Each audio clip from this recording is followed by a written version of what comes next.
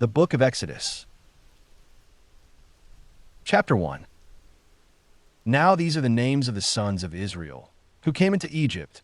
Every man and his household came with Jacob, Reuben, Simeon, Levi, and Judah, Issachar, Zebulun, and Benjamin, Dan and Naphtali, Gad and Asher.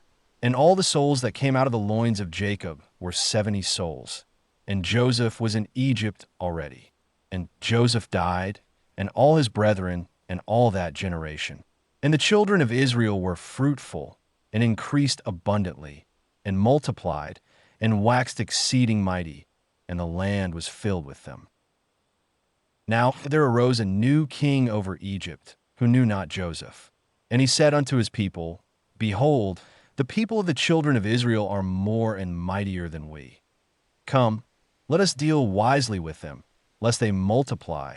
And it come to pass that, when there falleth out any war, they also join themselves unto our enemies, and fight against us, and get them up out of the land. Therefore they did set over them taskmasters to afflict them with their burdens.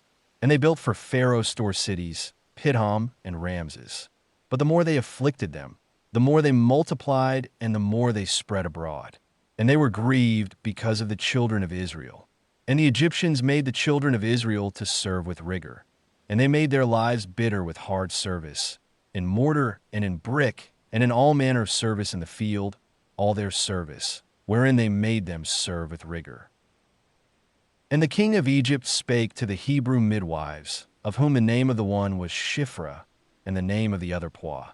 And he said, When you do the office of a midwife to the Hebrew women, and see them upon the birth stool, if it be a son, then ye shall kill him. But if it be a daughter, then she shall live.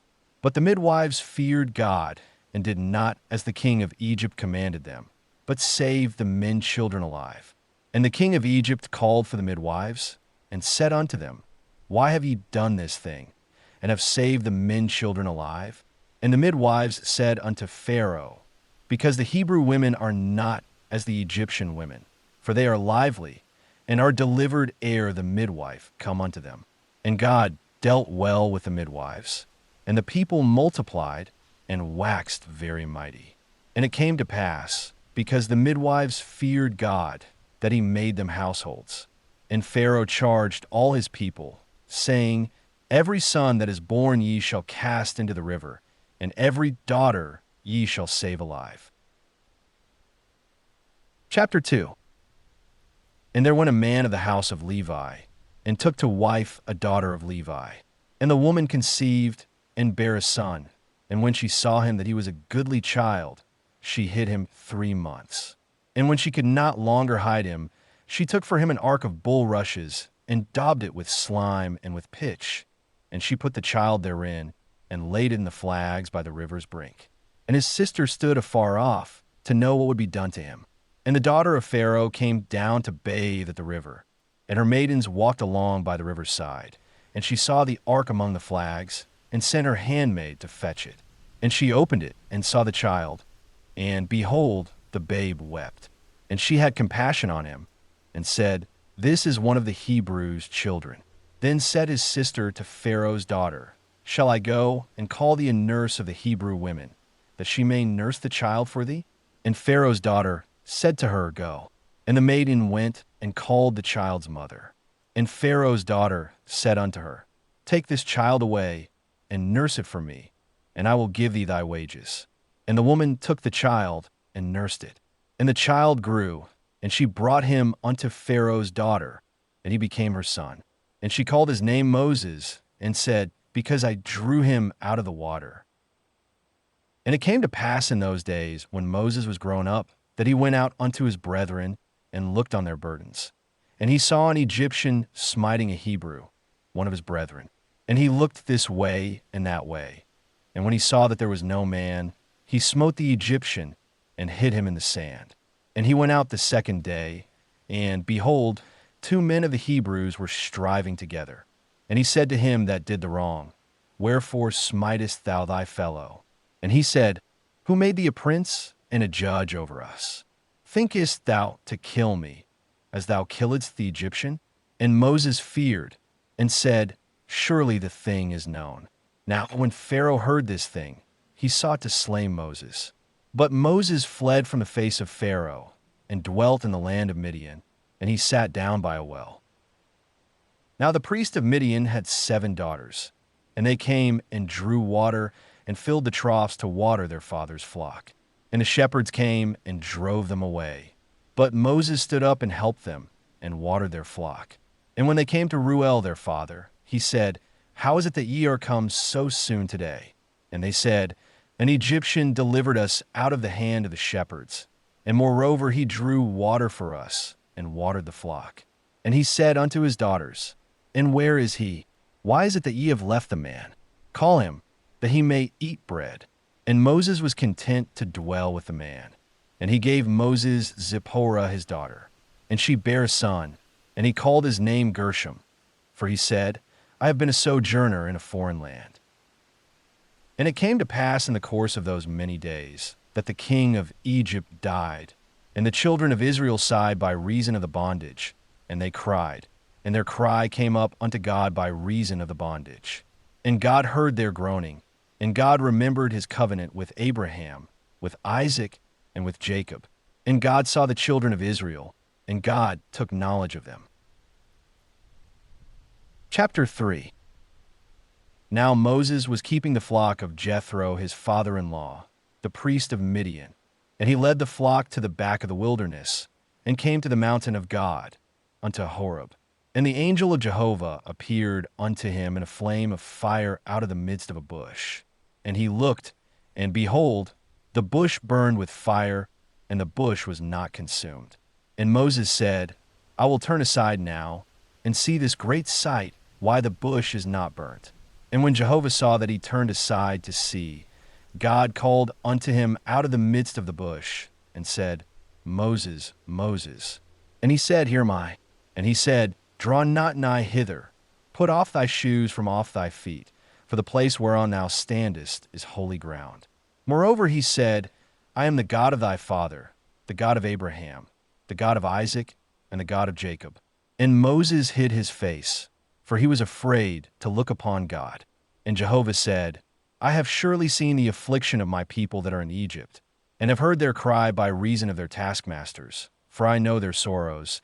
And I am come down to deliver them out of the hand of the Egyptians, and to bring them up out of that land unto a good land and a large, unto a land flowing with milk and honey, unto the place of the Canaanite, and the Hittite, and the Amorite, and the Perizzite, and the Hivite, and the Jebusite.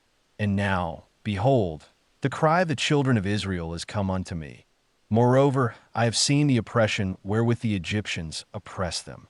Come now, therefore, and I will send thee unto Pharaoh, that thou mayest bring forth my people the children of Israel out of Egypt. And Moses said unto God, Who am I, that I should go unto Pharaoh, and that I should bring forth the children of Israel out of Egypt? And he said, Certainly I will be with thee, and this shall be the token unto thee, that I have sent thee. When thou hast brought forth the people out of Egypt, ye shall serve God upon this mountain. And Moses said unto God, Behold, when I come unto the children of Israel, and shall say unto them, The God of your fathers hath sent me unto you, and they shall say to me, What is his name? What shall I say unto them? And God said unto Moses, I am that I am. And he said, Thus shalt thou say unto the children of Israel, I am hath sent me unto you. And God said moreover unto Moses, Thus shalt thou say unto the children of Israel, Jehovah, the God of your fathers, the God of Abraham, the God of Isaac, and the God of Jacob, hath sent me unto you. This is my name forever, and this is my memorial unto all generations. Go, and gather the elders of Israel together, and say unto them, Jehovah, the God of your fathers, the God of Abraham, of Isaac, and of Jacob, hath appeared unto me, saying, I have surely visited you, and seen that which is done to you in Egypt. And I have said, I will bring you up out of the affliction of Egypt unto the land of the Canaanite, and the Hittite, and the Amorite, and the Perizzite, and the Hivite, and the Jebusite, unto a land flowing with milk and honey. And they shall hearken to thy voice, and thou shalt come, thou and the elders of Israel, unto the king of Egypt, and ye shall say unto him, Jehovah, the God of the Hebrews, hath met with us. And now let us go, we pray thee, 3 days' journey into the wilderness, that we may sacrifice to Jehovah our God. And I know that the king of Egypt will not give you leave to go, no, not by a mighty hand. And I will put forth my hand and smite Egypt with all my wonders which I will do in the midst thereof. And after that he will let you go. And I will give this people favor in the sight of the Egyptians. And it shall come to pass that, when ye go, ye shall not go empty, but every woman shall ask of her neighbor, and of her that sojourneth in her house, jewels of silver, and jewels of gold, and raiment. And ye shall put them upon your sons, and upon your daughters, and ye shall despoil the Egyptians. Chapter 4. And Moses answered and said, But, behold, they will not believe me, nor hearken unto my voice. For they will say, Jehovah hath not appeared unto thee. And Jehovah said unto him, What is that in thy hand? And he said, A rod. And he said, Cast it on the ground. And he cast it on the ground, and it became a serpent, and Moses fled from before it. And Jehovah said unto Moses, Put forth thy hand, and take it by the tail. And he put forth his hand, and laid hold of it, and it became a rod in his hand, that they may believe that Jehovah, the God of their fathers, the God of Abraham, the God of Isaac, and the God of Jacob, hath appeared unto thee.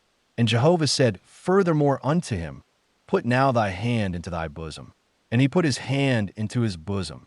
And when he took it out, behold, his hand was leprous, as white as snow.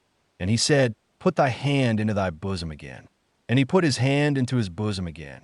And when he took it out of his bosom, behold, it was turned again as his other flesh.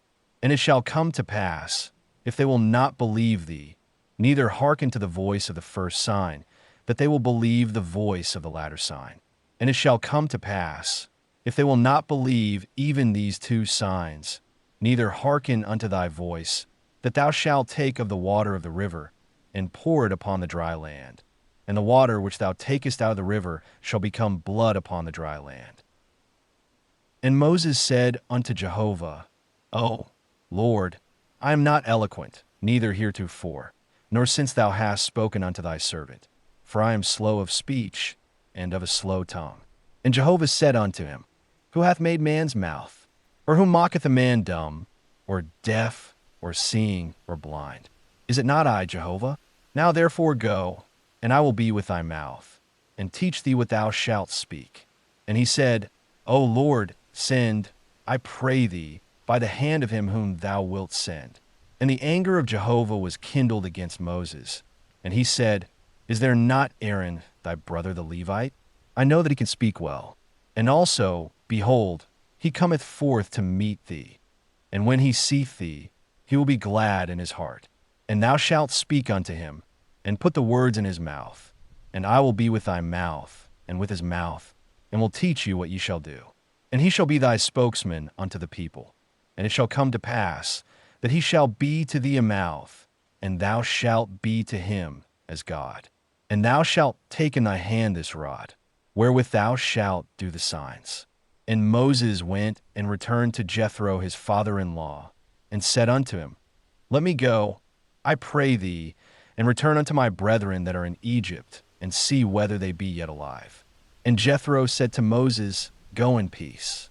And Jehovah said unto Moses and Midian, Go, return into Egypt, for all the men are dead that sought thy life. And Moses took his wife and his sons, and set them upon an ass, and he returned to the land of Egypt. And Moses took the rod of God in his hand. And Jehovah said unto Moses, When thou goest back into Egypt, see that thou do before Pharaoh all the wonders which I have put in thy hand. But I will harden his heart, and he will not let the people go. And thou shalt say unto Pharaoh, Thus saith Jehovah, Israel is my son, my firstborn. And I have said unto thee, Let my son go, that he may serve me. And thou hast refused to let him go. Behold, I will slay thy son, thy firstborn. And it came to pass on the way at the lodging place, that Jehovah met him, and sought to kill him. Then Zipporah took a flint, and cut off the foreskin of her son, and cast it at his feet. And she said, Surely a bridegroom of blood art thou to me? So he let him alone. Then she said, A bridegroom of blood art thou, because of the circumcision. And Jehovah said to Aaron, Go into the wilderness to meet Moses. And he went and met him in the mountain of God, and kissed him. And Moses told Aaron all the words of Jehovah wherewith he had sent him, and all the signs wherewith he had charged him. And Moses and Aaron went and gathered together all the elders of the children of Israel. And Aaron spake all the words which Jehovah had spoken unto Moses, and did the signs in the sight of the people. And the people believed. And when they heard that Jehovah had visited the children of Israel, and that he had seen their affliction, then they bowed their heads and worshipped. Chapter 5. And afterward Moses and Aaron came, and said unto Pharaoh, Thus saith Jehovah, the God of Israel, Let my people go, that they may hold a feast unto me in the wilderness. And Pharaoh said, Who is Jehovah, that I should hearken unto his voice to let Israel go? I know not Jehovah, and moreover I will not let Israel go. And they said, The God of the Hebrews hath met with us. Let us go, we pray thee, 3 days' journey into the wilderness, and sacrifice unto Jehovah our God, lest he fall upon us with pestilence, or with the sword. And the king of Egypt said unto them, Wherefore do ye, Moses and Aaron, loose the people from their works? Get you unto your burdens. And Pharaoh said, Behold, the people of the land are now many, and ye make them rest from their burdens. In the same day Pharaoh commanded the taskmasters of the people, and their officers, saying, Ye shall no more give the people straw to make brick as heretofore. Let them go and gather straw for themselves. And the number of the bricks which they did make heretofore, ye shall lay upon them. Ye shall not diminish aught thereof, for they are idle. Therefore they cry, saying, Let us go and sacrifice to our God.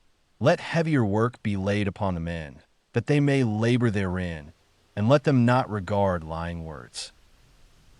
And the taskmasters of the people went out, and their officers, and they spake to the people, saying, Thus saith Pharaoh, I will not give you straw. Go yourselves, get you straw where ye can find it, for not of your work shall be diminished. So the people were scattered abroad throughout all the land of Egypt to gather stubble for straw. And the taskmasters were urgent, saying, Fulfill your works, your daily tasks, as when there was straw. And the officers of the children of Israel, whom Pharaoh's taskmasters had set over them, were beaten and demanded, Wherefore have ye not fulfilled your task both yesterday and today, in making brick as heretofore? Then the officers of the children of Israel came and cried unto Pharaoh, saying, Wherefore dealest thou thus with thy servants? There is no straw given unto thy servants. And they say to us, Make brick. And behold, thy servants are beaten, but the fault is in thine own people. But he said, Ye are idle, ye are idle. Therefore ye say, Let us go and sacrifice to Jehovah. Go therefore now, and work, for there shall no straw be given you, yet shall ye deliver the number of bricks. And the officers of the children of Israel did see that they were in evil case, when it was said, Ye shall not diminish aught from your bricks, your daily tasks. And they met Moses and Aaron, who stood in the way, as they came forth from Pharaoh. And they said unto them, Jehovah look upon you, and judge, because ye have made our savor to be abhorred in the eyes of Pharaoh, and in the eyes of his servants, to put a sword in their hand to slay us. And Moses returned unto Jehovah, and said, Lord, wherefore hast thou dealt ill with this people? Why is it that thou hast sent me? For since I came to Pharaoh to speak in thy name, he hath dealt ill with this people, neither hast thou delivered thy people at all. Chapter 6. And Jehovah said unto Moses, Now shalt thou see what I will do to Pharaoh, for by a strong hand shall he let them go, and by a strong hand shall he drive them out of his land. And God spake unto Moses, and said unto him, I am Jehovah, and I appeared unto Abraham, unto Isaac, and unto Jacob, as God Almighty, but by my name Jehovah I was not known to them. And I have also established my covenant with them, to give them the land of Canaan, the land of their sojournings, wherein they sojourned. And moreover, I have heard the groaning of the children of Israel, whom the Egyptians keep in bondage, and I have remembered my covenant. Wherefore say unto the children of Israel, I am Jehovah, and I will bring you out from under the burdens of the Egyptians, and I will rid you out of their bondage, and I will redeem you with an outstretched arm and with great judgments. And I will take you to me for a people, and I will be to you a God. And ye shall know that I am Jehovah your God, who bringeth you out from under the burdens of the Egyptians. And I will bring you in unto the land which I swear to give to Abraham, to Isaac, and to Jacob, and I will give it you for a heritage. I am Jehovah. And Moses spake so unto the children of Israel. But they hearkened not unto Moses for anguish of spirit, and for cruel bondage. And Jehovah spake unto Moses, saying, Go in, speak unto Pharaoh king of Egypt, that he let the children of Israel go out of his land. And Moses spake before Jehovah, saying, Behold, the children of Israel have not hearkened unto me. How then shall Pharaoh hear me, who am of uncircumcised lips? And Jehovah spake unto Moses and unto Aaron, and gave them a charge unto the children of Israel, and unto Pharaoh king of Egypt, to bring the children of Israel out of the land of Egypt. These are the heads of their fathers' houses.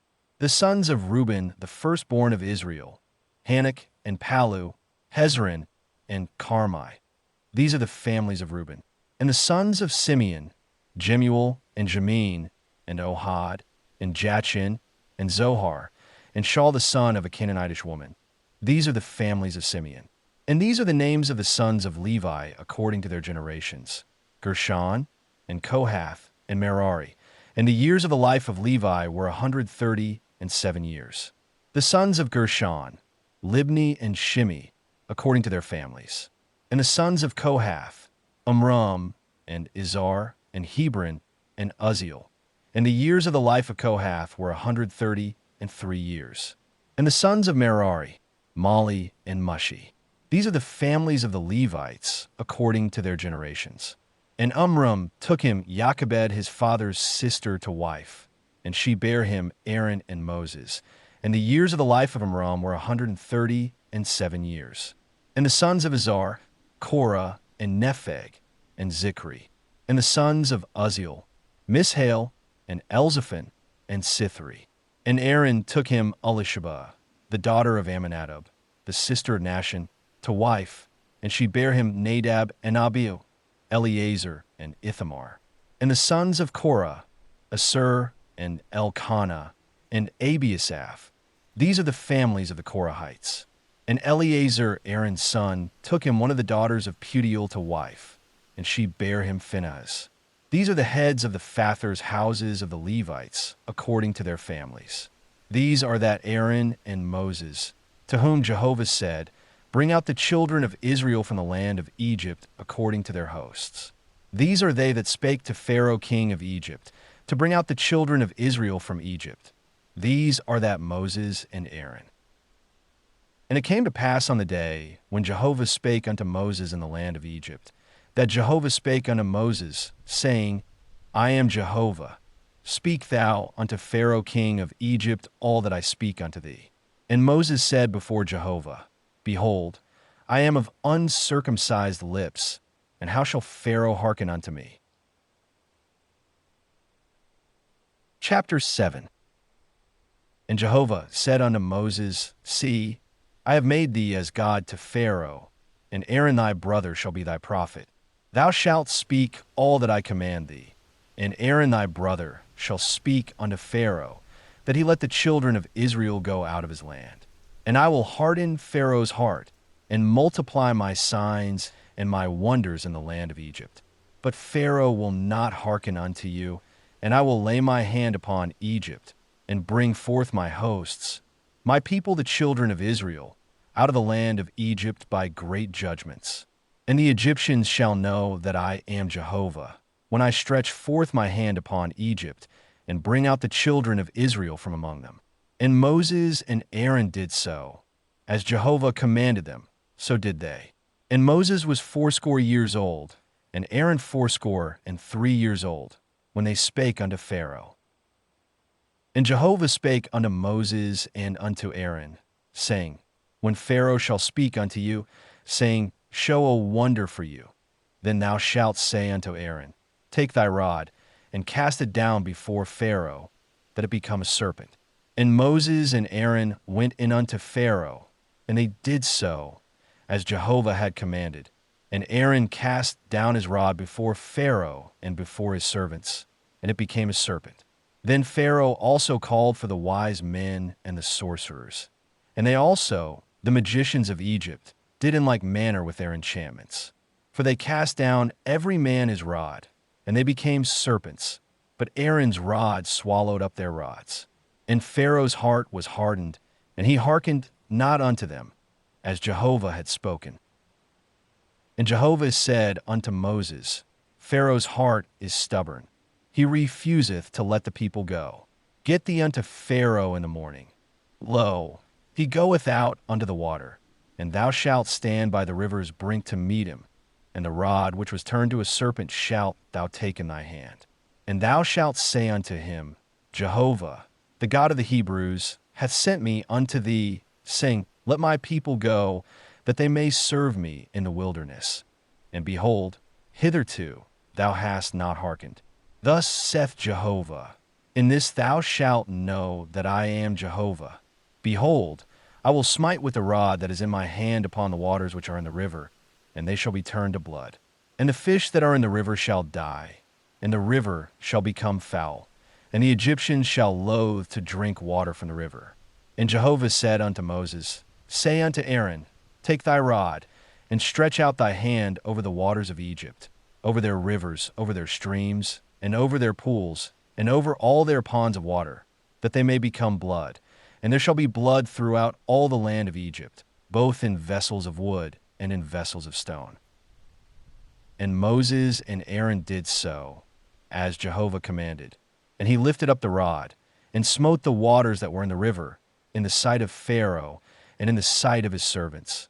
And all the waters that were in the river were turned to blood. And the fish that were in the river died, and the river became foul, and the Egyptians could not drink water from the river, and the blood was throughout all the land of Egypt. And the magicians of Egypt did in like manner with their enchantments. And Pharaoh's heart was hardened, and he hearkened not unto them, as Jehovah had spoken. And Pharaoh turned and went into his house. Neither did he lay even this to heart. And all the Egyptians digged round about the river for water to drink, for they could not drink of the water of the river. And 7 days were fulfilled, after that Jehovah had smitten the river. Chapter 8. And Jehovah spake unto Moses, Go in unto Pharaoh, and say unto him, Thus saith Jehovah, Let my people go, that they may serve me. And if thou refuse to let them go, behold, I will smite all thy borders with frogs. And the river shall swarm with frogs, which shall go up and come into thy house, and into thy bedchamber, and upon thy bed, and into the house of thy servants, and upon thy people, and into thine ovens, and into thy kneading troughs. And the frogs shall come up both upon thee, and upon thy people, and upon all thy servants. And Jehovah said unto Moses, Say unto Aaron, Stretch forth thy hand with thy rod over the rivers, over the streams, and over the pools, and cause frogs to come up upon the land of Egypt. And Aaron stretched out his hand over the waters of Egypt, and the frogs came up and covered the land of Egypt. And the magicians did in like manner with their enchantments, and brought up frogs upon the land of Egypt. Then Pharaoh called for Moses and Aaron, and said, Entreat Jehovah, that he take away the frogs from me, and from my people, and I will let the people go, that they may sacrifice unto Jehovah. And Moses said unto Pharaoh, Have thou this glory over me? Against what time shall I entreat for thee, and for thy servants, and for thy people, that the frogs be destroyed from thee and thy houses, and remain in the river only? And he said, Against tomorrow. And he said, Be it according to thy word, that thou mayest know that there is none like unto Jehovah our God. And the frogs shall depart from thee, and from thy houses, and from thy servants, and from thy people. they shall remain in the river only. And Moses and Aaron went out from Pharaoh. And Moses cried unto Jehovah concerning the frogs which he had brought upon Pharaoh. And Jehovah did according to the word of Moses. And the frogs died out of the houses, out of the courts, and out of the fields. And they gathered them together in heaps, and the land stank. But when Pharaoh saw that there was respite, he hardened his heart, and hearkened not unto them, as Jehovah had spoken. And Jehovah said unto Moses, Say unto Aaron, Stretch out thy rod, and smite the dust of the earth, that it may become lice throughout all the land of Egypt. And they did so. And Aaron stretched out his hand with his rod, and smote the dust of the earth, and there were lice upon man and upon beast. All the dust of the earth became lice throughout all the land of Egypt. And the magicians did so with their enchantments to bring forth lice, but they could not. And there were lice upon man and upon beast. Then the magicians said unto Pharaoh, This is the finger of God. And Pharaoh's heart was hardened, and he hearkened not unto them, as Jehovah had spoken. And Jehovah said unto Moses, Rise up early in the morning, and stand before Pharaoh. Lo, he cometh forth to the water, and say unto him, Thus saith Jehovah, Let my people go, that they may serve me. Else, if thou wilt not let my people go, behold, I will send swarms of flies upon thee, and upon thy servants, and upon thy people, and into thy houses. And the houses of the Egyptians shall be full of swarms of flies, and also the ground whereon they are. And I will set apart in that day the land of Goshen, in which my people dwell, that no swarms of flies shall be there, to the end thou mayest know that I am Jehovah in the midst of the earth. And I will put a division between my people and thy people. By tomorrow shall this sign be. And Jehovah did so. And there came grievous swarms of flies into the house of Pharaoh, and into his servants' houses. And in all the land of Egypt the land was corrupted by reason of the swarms of flies. And Pharaoh called for Moses and for Aaron, and said, Go ye, sacrifice to your God in the land. And Moses said, It is not meet so to do, for we shall sacrifice the abomination of the Egyptians to Jehovah our God. Lo, shall we sacrifice the abomination of the Egyptians before their eyes, and will they not stone us? We will go 3 days' journey into the wilderness, and sacrifice to Jehovah our God, as he shall command us. And Pharaoh said, I will let you go, that ye may sacrifice to Jehovah your God in the wilderness. Only ye shall not go very far away. Entreat for me. And Moses said, Behold, I go out from thee, and I will entreat Jehovah that the swarms of flies may depart from Pharaoh, from his servants, and from his people, tomorrow. Only let not Pharaoh deal deceitfully any more in not letting the people go to sacrifice to Jehovah. And Moses went out from Pharaoh and entreated Jehovah. And Jehovah did according to the word of Moses. And he removed the swarms of flies from Pharaoh, from his servants, and from his people. There remained not one. And Pharaoh hardened his heart this time also, and he did not let the people go. Chapter 9. Then Jehovah said unto Moses, Go in unto Pharaoh, and tell him, Thus saith Jehovah, the God of the Hebrews, Let my people go, that they may serve me. For if thou refuse to let them go, and wilt hold them still, behold, the hand of Jehovah is upon thy cattle which are in the field, upon the horses, upon the asses, upon the camels, upon the herds, and upon the flocks. There shall be a very grievous murrain. And Jehovah shall make a distinction between the cattle of Israel and the cattle of Egypt. And there shall nothing die of all that belongeth to the children of Israel.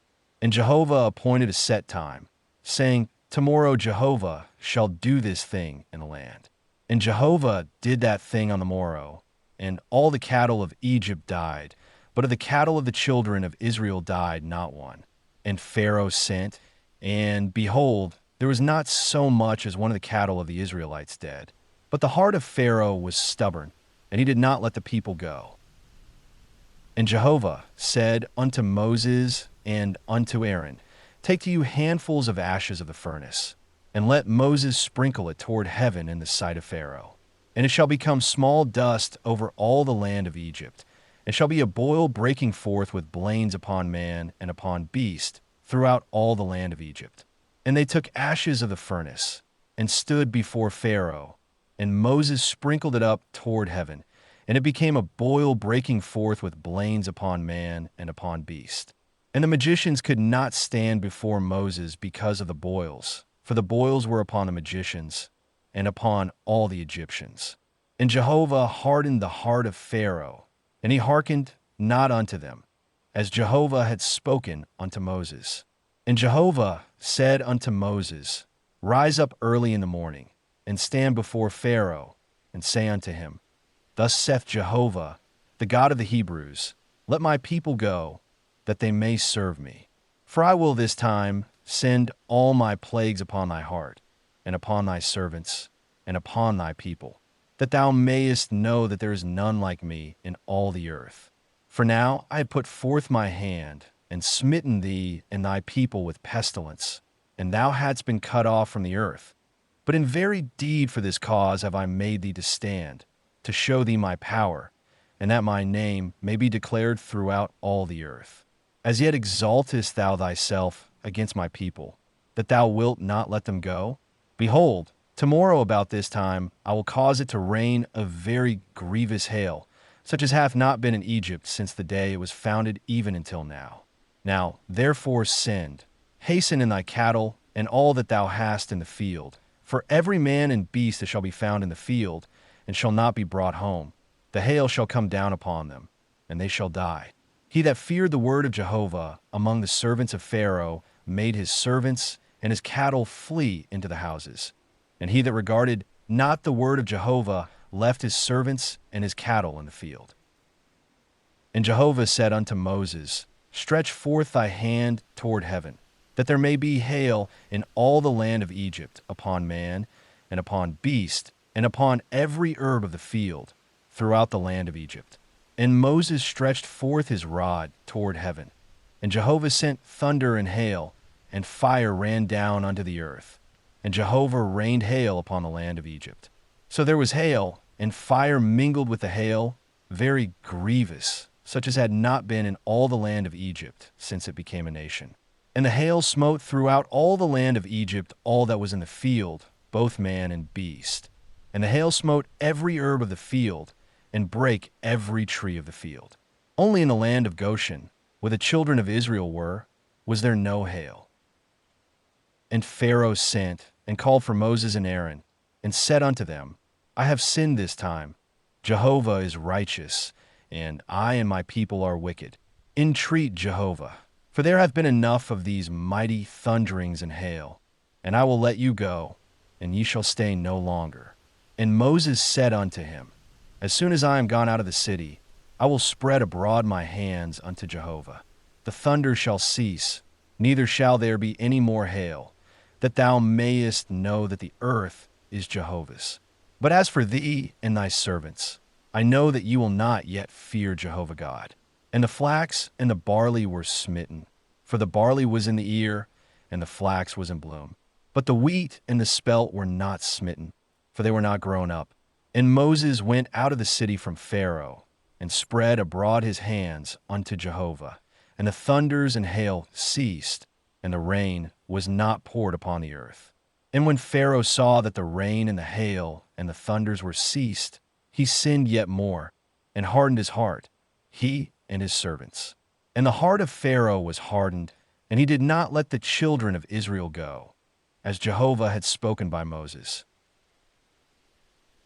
Chapter 10. And Jehovah said unto Moses, Go in unto Pharaoh, for I have hardened his heart, and the heart of his servants, that I may show these my signs in the midst of them, and that thou mayest tell in the ears of thy son, and of thy son's son, what things I have wrought upon Egypt, and my signs which I have done among them, that ye may know that I am Jehovah. And Moses and Aaron went in unto Pharaoh, and said unto him, Thus saith Jehovah, the God of the Hebrews, How long wilt thou refuse to humble thyself before me? Let my people go, that they may serve me. Else, if thou refuse to let my people go, behold, tomorrow will I bring locusts into thy border, and they shall cover the face of the earth, so that one shall not be able to see the earth. And they shall eat the residue of that which is escaped, which remaineth unto you from the hail, and shall eat every tree which groweth for you out of the field. And thy houses shall be filled, and the houses of all thy servants, and the houses of all the Egyptians, as neither thy fathers nor thy fathers have seen, since the day that they were upon the earth unto this day. And he turned and went out from Pharaoh. And Pharaoh's servants said unto him, How long shall this man be a snare unto us? Let the men go, that they may serve Jehovah their God. Knowest thou not yet that Egypt is destroyed? And Moses and Aaron were brought again unto Pharaoh. And he said unto them, Go, serve Jehovah your God. But who are they that shall go? And Moses said, We will go with our young and with our old, with our sons and with our daughters, with our flocks and with our herds will we go, for we must hold a feast unto Jehovah. And he said unto them, So be Jehovah with you, as I will let you go, and your little ones. Look to it, for evil is before you. Not so. Go now, ye that are men, and serve Jehovah, for that is what ye desire. And they were driven out from Pharaoh's presence. And Jehovah said unto Moses, Stretch out thy hand over the land of Egypt for the locusts, that they may come up upon the land of Egypt, and eat every herb of the land, even all that the hail hath left. And Moses stretched forth his rod over the land of Egypt, and Jehovah brought an east wind upon the land all that day, and all the night. And when it was morning, the east wind brought the locusts. And the locusts went up over all the land of Egypt, and rested in all the borders of Egypt. Very grievous were they. Before them there were no such locusts as they, neither after them shall be such. For they covered the face of the whole earth, so that the land was darkened. And they did eat every herb of the land, and all the fruit of the trees which the hail had left. And there remained not any green thing, either tree or herb of the field, through all the land of Egypt.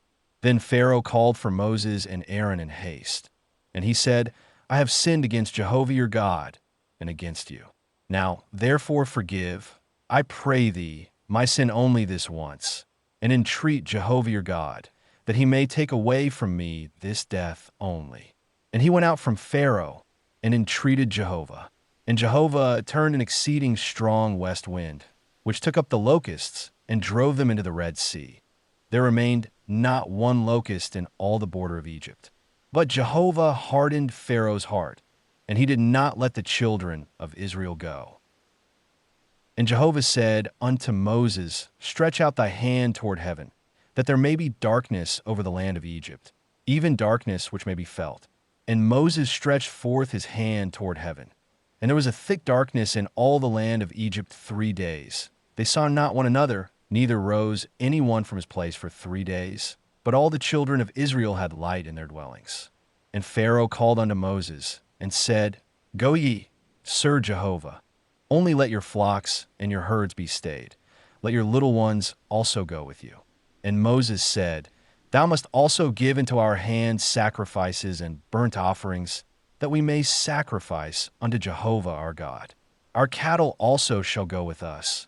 There shall not a hoof be left behind. For thereof must we take to serve Jehovah our God. And we know not with what we must serve Jehovah until we come thither. But Jehovah hardened Pharaoh's heart, and he would not let them go. And Pharaoh said unto him, Get thee from me. Take heed to thyself, see my face no more. For in the day thou sayest my face thou shalt die. And Moses said, Thou hast spoken well. I will see thy face again no more. Chapter 11. And Jehovah said unto Moses, Yet one plague more will I bring upon Pharaoh and upon Egypt. Afterwards he will let you go hence. When he shall let you go, he shall surely thrust you out hence altogether. Speak now in the ears of the people, and let them ask every man of his neighbor, and every woman of her neighbor, jewels of silver and jewels of gold.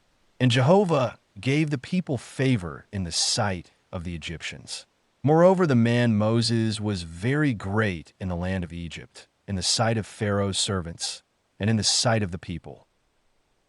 And Moses said, Thus saith Jehovah, About midnight will I go out into the midst of Egypt, and all the firstborn in the land of Egypt shall die, from the firstborn of Pharaoh that sitteth upon his throne, even unto the firstborn of the maidservant that is behind the mill, and all the firstborn of cattle. And there shall be a great cry throughout all the land of Egypt, such as there hath not been, nor shall be any more. But against any of the children of Israel shall not a dog move his tongue, against man or beast, that ye may know how that Jehovah doth make a distinction between the Egyptians and Israel. And all these thy servants shall come down unto me, and bow down themselves unto me, saying, Get thee out, and all the people that follow thee. And after that I will go out. And he went out from Pharaoh in hot anger. And Jehovah said unto Moses, Pharaoh will not hearken unto you, that my wonders may be multiplied in the land of Egypt. And Moses and Aaron did all these wonders before Pharaoh. And Jehovah hardened Pharaoh's heart, and he did not let the children of Israel go out of his land. Chapter 12. And Jehovah spake unto Moses and Aaron in the land of Egypt, saying, This month shall be unto you the beginning of months. It shall be the first month of the year to you. Speak ye unto all the congregation of Israel, saying, In the 10th day of this month they shall take to them every man a lamb, according to their fathers' houses, a lamb for a household. And if the household be too little for a lamb, then shall he and his neighbor next unto his house take one according to the number of the souls. According to every man's eating ye shall make your count for the lamb. Your lamb shall be without blemish, a male a year old. Ye shall take it from the sheep or from the goats. And ye shall keep it until the 14th day of the same month. And the whole assembly of the congregation of Israel shall kill it at even. And they shall take of the blood, and put it on the 2 side posts and on the lintel, upon the houses wherein they shall eat it. And they shall eat the flesh in that night, roast with fire and unleavened bread. With bitter herbs they shall eat it. Eat not of it raw, nor boiled at all with water, but roast with fire, its head with its legs, and with the inwards thereof. And ye shall let nothing of it remain until the morning. But that which remaineth of it until the morning ye shall burn with fire. And thus shall ye eat it, with your loins girded, your shoes on your feet, and your staff in your hand. And ye shall eat it in haste. It is Jehovah's Passover. For I will go through the land of Egypt in that night, and will smite all the firstborn in the land of Egypt, both man and beast. And against all the gods of Egypt I will execute judgments. I am Jehovah. And the blood shall be to you for a token upon the houses where ye are.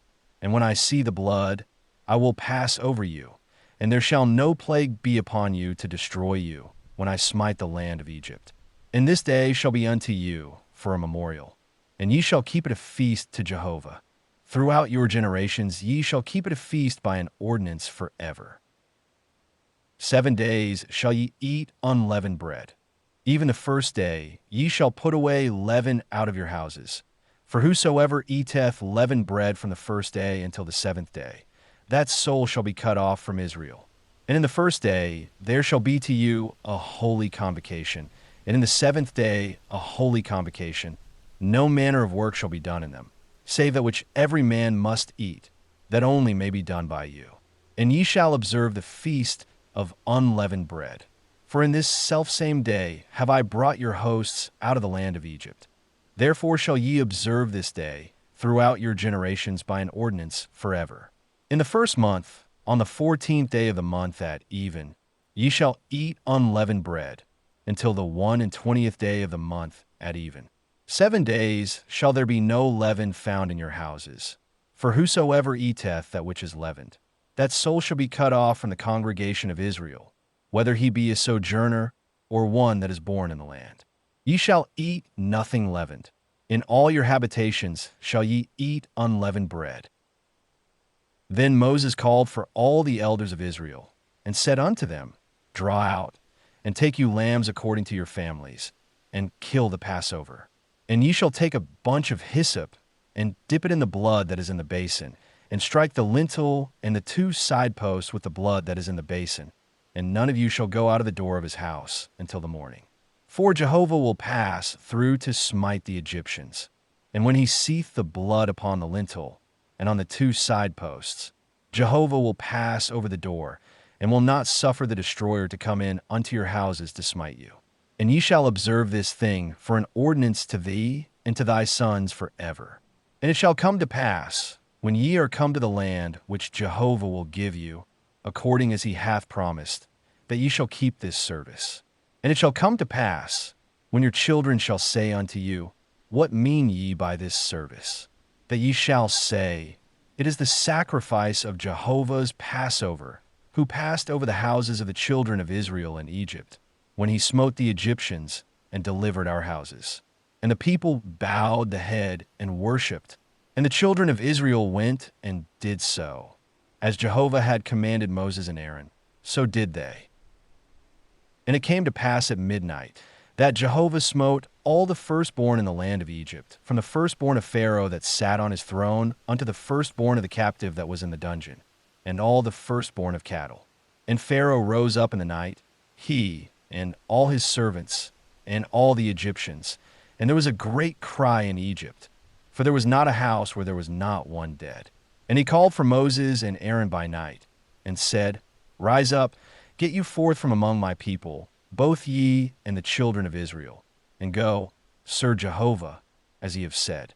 Take both your flocks and your herds, as ye have said, and be gone, and bless me also. And the Egyptians were urgent upon the people to send them out of the land in haste, for they said, We are all dead men. And the people took their dough before it was leavened, their kneading troughs being bound up in their clothes upon their shoulders. And the children of Israel did according to the word of Moses. And they asked of the Egyptians jewels of silver and jewels of gold and raiment. And Jehovah gave the people favor in the sight of the Egyptians, so that they let them have what they asked. And they despoiled the Egyptians. And the children of Israel journeyed from Ramesses to Sukkot, about 600,000 on foot that were men, besides children. And a mixed multitude went up also with them, and flocks and herds, even very much cattle. And they baked unleavened cakes of the dough, which they brought forth out of Egypt. For it was not leavened, because they were thrust out of Egypt, and could not tarry, neither had they prepared for themselves any victuals. Now the time that the children of Israel dwelt in Egypt was 430 years. And it came to pass at the end of 430 years, even the selfsame day it came to pass, that all the hosts of Jehovah went out from the land of Egypt. It is a night to be much observed unto Jehovah for bringing them out from the land of Egypt. This is that night of Jehovah, to be much observed of all the children of Israel throughout their generations. And Jehovah said unto Moses and Aaron, This is the ordinance of the Passover. There shall no foreigner eat thereof, but every man's servant that is bought for money, when thou hast circumcised him, then shall he eat thereof. A sojourner and a hired servant shall not eat thereof. In one house shall it be eaten. Thou shalt not carry forth aught of the flesh abroad out of the house, neither shall ye break a bone thereof. All the congregation of Israel shall keep it. And when a stranger shall sojourn with thee, and will keep the Passover to Jehovah, let all his males be circumcised, and then let him come near and keep it. And he shall be as one that is born in the land. But no uncircumcised person shall eat thereof. One law shall be to him that is homeborn, and unto the stranger that sojourneth among you. Thus did all the children of Israel. As Jehovah commanded Moses and Aaron, so did they. And it came to pass the selfsame day, that Jehovah did bring the children of Israel out of the land of Egypt by their hosts. Chapter 13. And Jehovah spake unto Moses, saying, Sanctify unto me all the firstborn, whatsoever openeth the womb among the children of Israel, both of man and of beast, it is mine. And Moses said unto the people, Remember this day, in which ye came out from Egypt, out of the house of bondage. For by strength of hand Jehovah brought you out from this place. There shall no leavened bread be eaten. This day ye go forth in the month Abib. And it shall be, when Jehovah shall bring thee into the land of the Canaanite, and the Hittite, and the Amorite, and the Hivite, and the Jebusite, which he sware unto thy fathers to give thee, a land flowing with milk and honey, that thou shalt keep this service in this month. 7 days thou shalt eat unleavened bread, and in the 7th day shall be a feast to Jehovah. Unleavened bread shall be eaten throughout the 7 days, and there shall no leavened bread be seen with thee, neither shall there be leaven seen with thee in all thy borders. And thou shalt tell thy son in that day, saying, It is because of that which Jehovah did for me when I came forth out of Egypt. And it shall be for a sign unto thee upon thy hand, and for a memorial between thine eyes, that the law of Jehovah may be in thy mouth. For with a strong hand hath Jehovah brought thee out of Egypt. Thou shalt therefore keep this ordinance in its season from year to year. And it shall be, when Jehovah shall bring thee into the land of the Canaanite, as he sware unto thee and to thy fathers, and shall give it thee, that thou shalt set apart unto Jehovah all that openeth the womb, and every firstling which thou hast that cometh of a beast, the male shall be Jehovah's. And every firstling of an ass thou shalt redeem with a lamb. And if thou wilt not redeem it, then thou shalt break its neck. And all the firstborn of man among thy sons shalt thou redeem.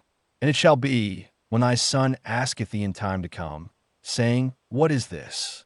That thou shalt say unto him, By strength of hand Jehovah brought us out from Egypt, from the house of bondage.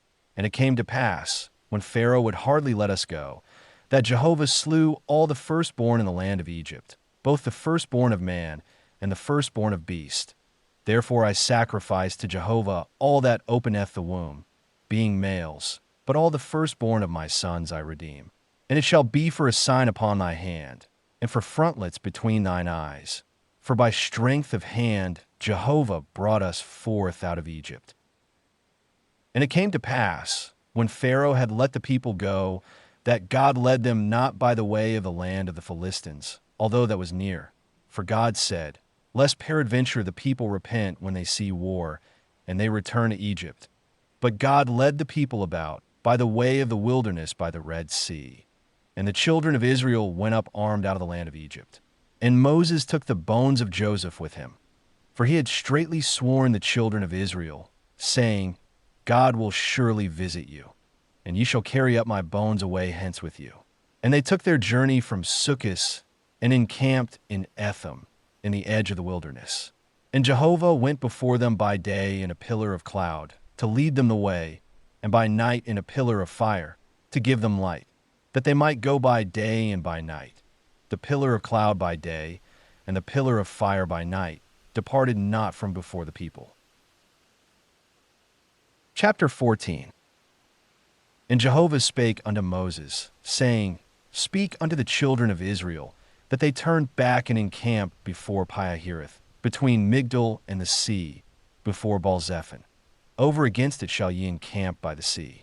And Pharaoh will say of the children of Israel, They are entangled in the land, the wilderness hath shut them in. And I will harden Pharaoh's heart, and he shall follow after them. And I will get me honor upon Pharaoh, and upon all his host, and the Egyptians shall know that I am Jehovah. And they did so. And it was told the king of Egypt that the people were fled, and the heart of Pharaoh and of his servants was changed towards the people. And they said, What is this we have done, that we have let Israel go from serving us? And he made ready his chariot, and took his people with him. And he took 600 chosen chariots, and all the chariots of Egypt, and captains over all of them. And Jehovah hardened the heart of Pharaoh king of Egypt, and he pursued after the children of Israel. For the children of Israel went out with a high hand. And the Egyptians pursued after them, all the horses and chariots of Pharaoh, and his horsemen, and his army, and overtook them encamping by the sea, beside Pihahiroth, before Baal-zephon. And when Pharaoh drew nigh, the children of Israel lifted up their eyes, and, behold, the Egyptians were marching after them, and they were sore afraid. And the children of Israel cried out unto Jehovah. And they said unto Moses, Because there were no graves in Egypt, hast thou taken us away to die in the wilderness? Wherefore hast thou dealt thus with us, to bring us forth out of Egypt? Is not this the word that we spake unto thee in Egypt, saying, Let us alone, that we may serve the Egyptians? For it were better for us to serve the Egyptians than that we should die in the wilderness. And Moses said unto the people, Fear ye not, stand still, and see the salvation of Jehovah, which he will work for you today. For the Egyptians whom ye have seen today, ye shall see them again no more forever. Jehovah will fight for you, and ye shall hold your peace. Chapter 15. And Jehovah said unto Moses, Wherefore criest thou unto me? Speak unto the children of Israel, that they go forward. And lift thou up thy rod, and stretch out thy hand over the sea, and divide it. And the children of Israel shall go into the midst of the sea on dry ground. And I, behold, I will harden the hearts of the Egyptians, and they shall go in after them. And I will get me honor upon Pharaoh, and upon all his host, upon his chariots, and upon his horsemen. And the Egyptians shall know that I am Jehovah, when I have gotten me honor upon Pharaoh, upon his chariots, and upon his horsemen. And the angel of God, who went before the camp of Israel, removed and went behind them. And the pillar of cloud removed from before them, and stood behind them. And it came between the camp of Egypt and the camp of Israel. And there was the cloud and the darkness, yet gave it light by night. And the one came not near the other all the night. And Moses stretched out his hand over the sea. And Jehovah caused the sea to go back by a strong east wind all the night, and made the sea dry land, and the waters were divided.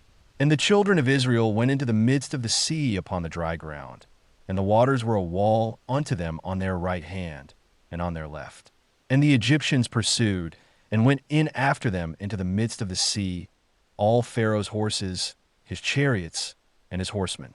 And it came to pass in the morning watch, that Jehovah looked forth upon the host of the Egyptians through the pillar of fire and of cloud, and discomfited the host of the Egyptians. And he took off their chariot wheels, and they drove them heavily, so that the Egyptians said, Let us flee from the face of Israel, for Jehovah fighteth for them against the Egyptians. And Jehovah said unto Moses, Stretch out thy hand over the sea, that the waters may come again upon the Egyptians, upon their chariots, and upon their horsemen. And Moses stretched forth his hand over the sea, and the sea returned to its strength when the morning appeared, and the Egyptians fled against it. And Jehovah overthrew the Egyptians in the midst of the sea. And the waters returned, and covered the chariots, and the horsemen, even all the host of Pharaoh that went in after them into the sea. There remained not so much as one of them. But the children of Israel walked upon dry land in the midst of the sea, and the waters were a wall unto them on their right hand and on their left. Thus Jehovah saved Israel that day out of the hand of the Egyptians. And Israel saw the Egyptians dead upon the seashore. And Israel saw the great work which Jehovah did upon the Egyptians. And the people feared Jehovah, and they believed in Jehovah and in his servant Moses. Then sang Moses and the children of Israel this song unto Jehovah, and spake, saying, I will sing unto Jehovah, for he hath triumphed gloriously. The horse and his rider hath he thrown into the sea. Jehovah is my strength and song, and he is become my salvation. This is my God, and I will praise him, my father's God, and I will exalt him. Jehovah is a man of war. Jehovah is his name. Pharaoh's chariots and his host hath he cast into the sea, and his chosen captains are sunk in the Red Sea. The deeps cover them. They went down into the depths like a stone. Thy right hand, O Jehovah, is glorious in power.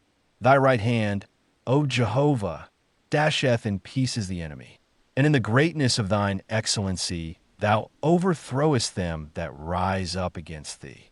Thou sendest forth thy wrath, it consumeth them as stubble. And with the blast of thy nostrils the waters were piled up. The floods stood upright as a heap. The deeps were congealed in the heart of the sea. The enemy said, I will pursue, I will overtake, I will divide the spoil. My desire shall be satisfied upon them.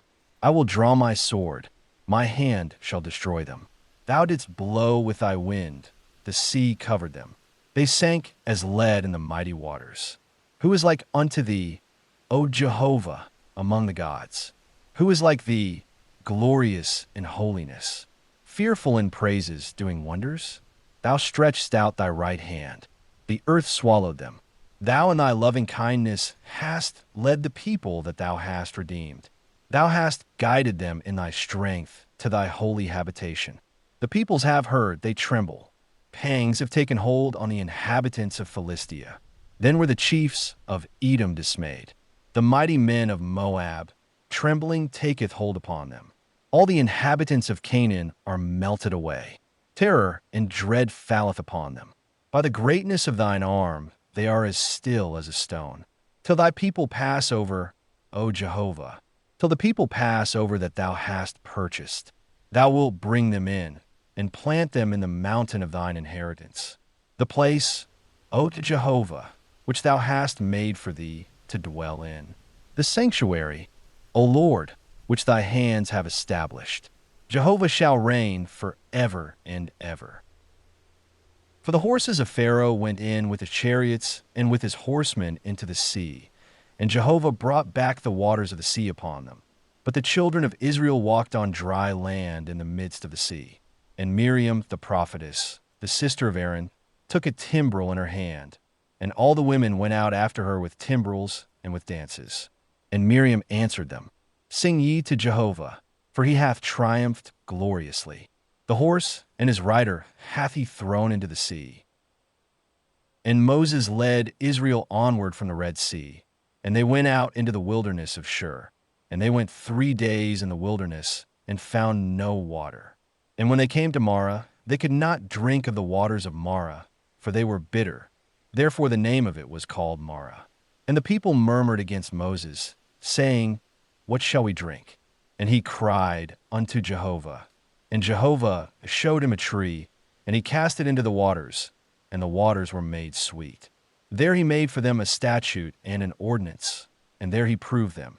And he said, If thou wilt diligently hearken to the voice of Jehovah thy God, and wilt do that which is right in his eyes, and wilt give ear to his commandments, and keep all his statutes, I will put none of the diseases upon thee, which I have put upon the Egyptians, for I am Jehovah that healeth thee. And they came to Elim, where were 12 springs of water, and 70 palm trees, and they encamped there by the waters. Chapter 16. And they took their journey from Elim, and all the congregation of the children of Israel came unto the wilderness of Sin, which is between Elim and Sinai, on the 15th day of the 2nd month after their departing out of the land of Egypt. And the whole congregation of the children of Israel murmured against Moses and against Aaron in the wilderness. And the children of Israel said unto them, Would that we had died by the hand of Jehovah in the land of Egypt, when we sat by the flesh pots, when we did eat bread to the full. For ye brought us forth into this wilderness, to kill this whole assembly with hunger. Then said Jehovah unto Moses, Behold, I will rain bread from heaven for you, and the people shall go out and gather a day's portion every day, that I may prove them, whether they will walk in my law or not. And it shall come to pass on the 6th day, that they shall prepare that which they bring in, and it shall be twice as much as they gather daily. And Moses and Aaron said unto all the children of Israel, At even, then ye shall know that Jehovah hath brought you out from the land of Egypt. And in the morning, then ye shall see the glory of Jehovah, for that he heareth your murmurings against Jehovah. And what are we, that ye murmur against us?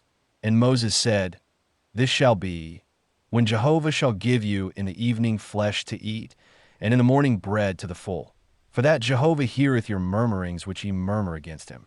And what are we? Your murmurings are not against us, but against Jehovah. And Moses said unto Aaron, Say unto all the congregation of the children of Israel, Come near before Jehovah, for he hath heard your murmurings. And it came to pass, as Aaron spake unto the whole congregation of the children of Israel, that they looked toward the wilderness, and behold, the glory of Jehovah appeared in the cloud. And Jehovah spake unto Moses, saying, I have heard the murmurings of the children of Israel. Speak unto them, saying, At even ye shall eat flesh, and in the morning ye shall be filled with bread, and ye shall know that I am Jehovah your God.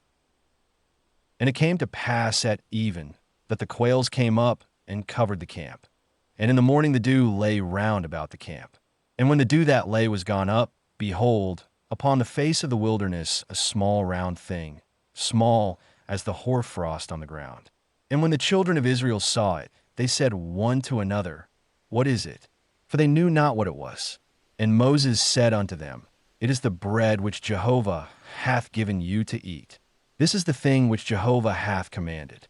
Gather ye of it every man according to his eating, an omer a head, according to the number of your persons, shall ye take it, every man for them that are in his tent. And the children of Israel did so, and gathered some more, some less. And when they measured it with an omer, he that gathered much had nothing over, and he that gathered little had no lack. They gathered every man according to his eating. And Moses said unto them, Let no man leave of it till the morning.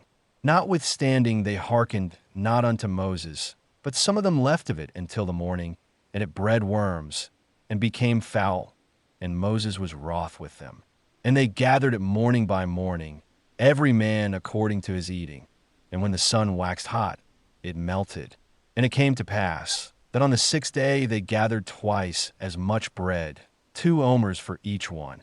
And all the rulers of the congregation came and told Moses. And he said unto them, This is that which Jehovah hath spoken. Tomorrow is a solemn rest, a holy Sabbath unto Jehovah. Bake that which ye will bake, and boil that which ye will boil, and all that remaineth over lay up for you to be kept until the morning.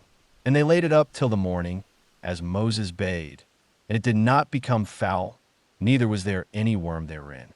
And Moses said, Eat that today, for today is a Sabbath unto Jehovah. Today ye shall not find it in the field. 6 days ye shall gather it, but on the 7th day is the Sabbath, in it there shall be none. And it came to pass on the 7th day, that there went out some of the people to gather, and they found none.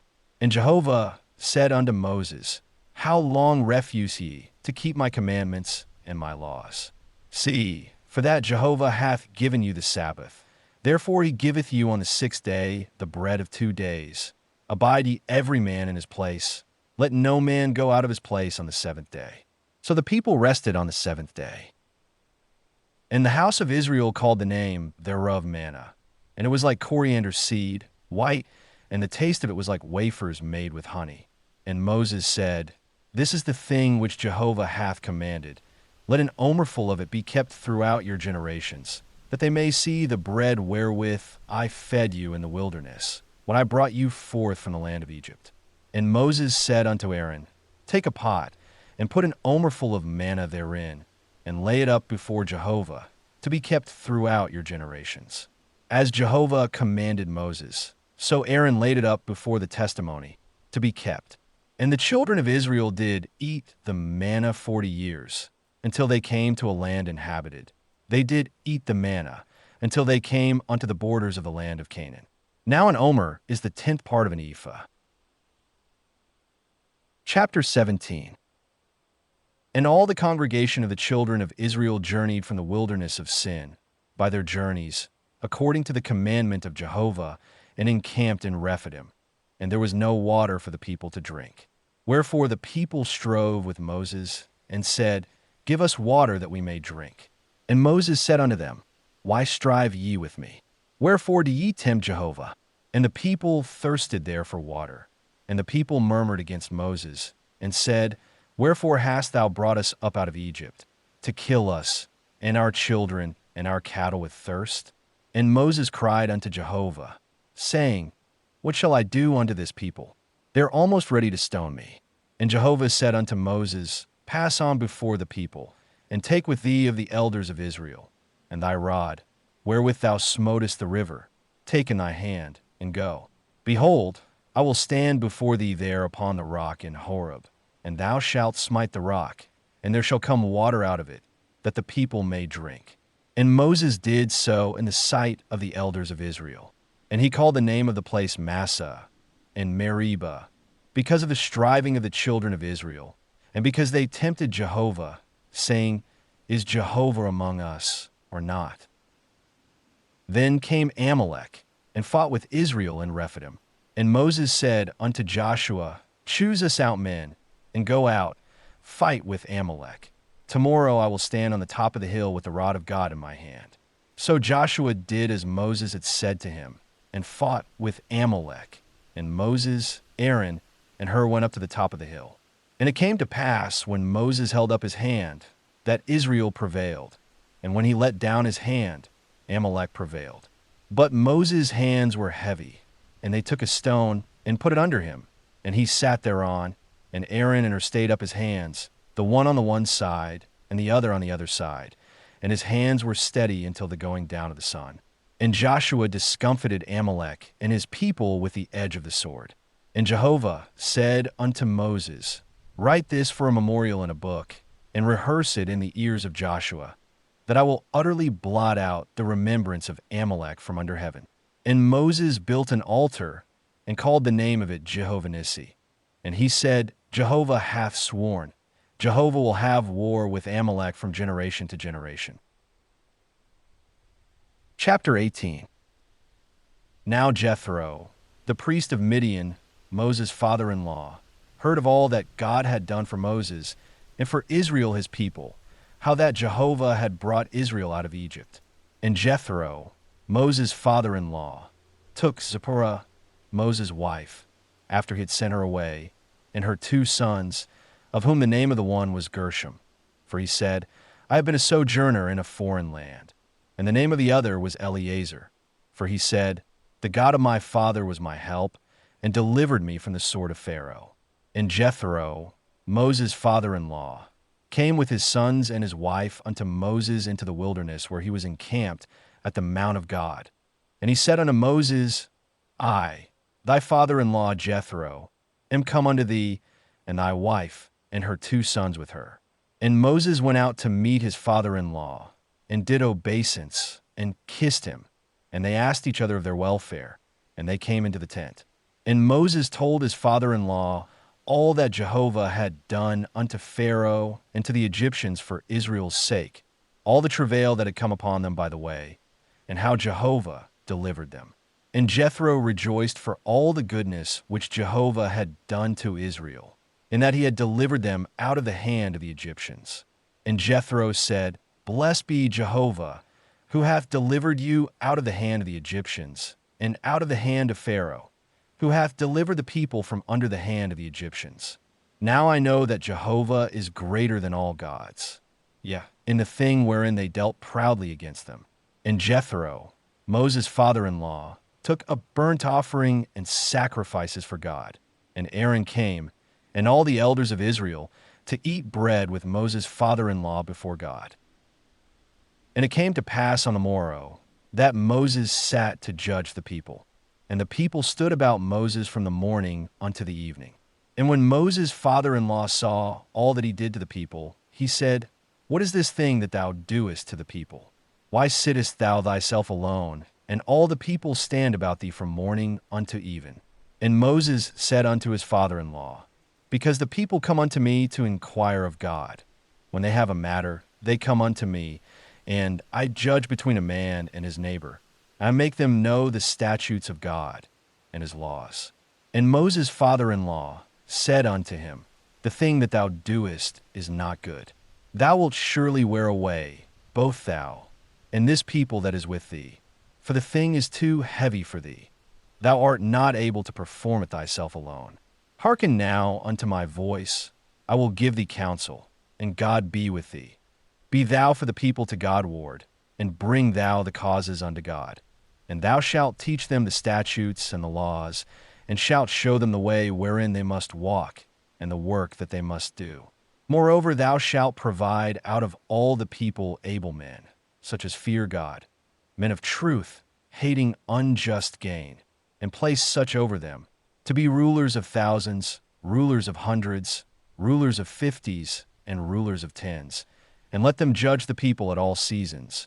And it shall be, that every great matter they shall bring unto thee, but every small matter they shall judge themselves.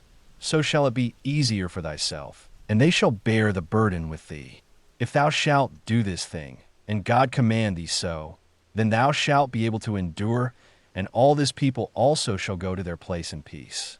So Moses hearkened to the voice of his father-in-law, and did all that he had said. And Moses chose able men out of all Israel, and made them heads over the people, rulers of thousands, rulers of hundreds, rulers of fifties, and rulers of tens. And they judged the people at all seasons. The hard causes they brought unto Moses, but every small matter they judged themselves. And Moses led his father-in-law depart, and he went his way into his own land. Chapter 19. In the 3rd month after the children of Israel were gone forth out of the land of Egypt, the same day came they into the wilderness of Sinai. And when they were departed from Rephidim, and were come to the wilderness of Sinai, they encamped in the wilderness. And there Israel encamped before the mount. And Moses went up unto God, and Jehovah called unto him out of the mountain, saying, Thus shalt thou say to the house of Jacob, and tell the children of Israel, Ye have seen what I did unto the Egyptians, and how I bare you on eagle's wings, and brought you unto myself. Now therefore, if ye will obey my voice indeed, and keep my covenant, then ye shall be mine own possession from among all peoples. For all the earth is mine, and ye shall be unto me a kingdom of priests and a holy nation. These are the words which thou shalt speak unto the children of Israel. And Moses came and called for the elders of the people, and set before them all these words which Jehovah commanded him. And all the people answered together, and said, All that Jehovah hath spoken we will do. And Moses reported the words of the people unto Jehovah. And Jehovah said unto Moses, Lo, I come unto thee in a thick cloud, that the people may hear when I speak with thee, and may also believe thee forever. And Moses told the words of the people unto Jehovah.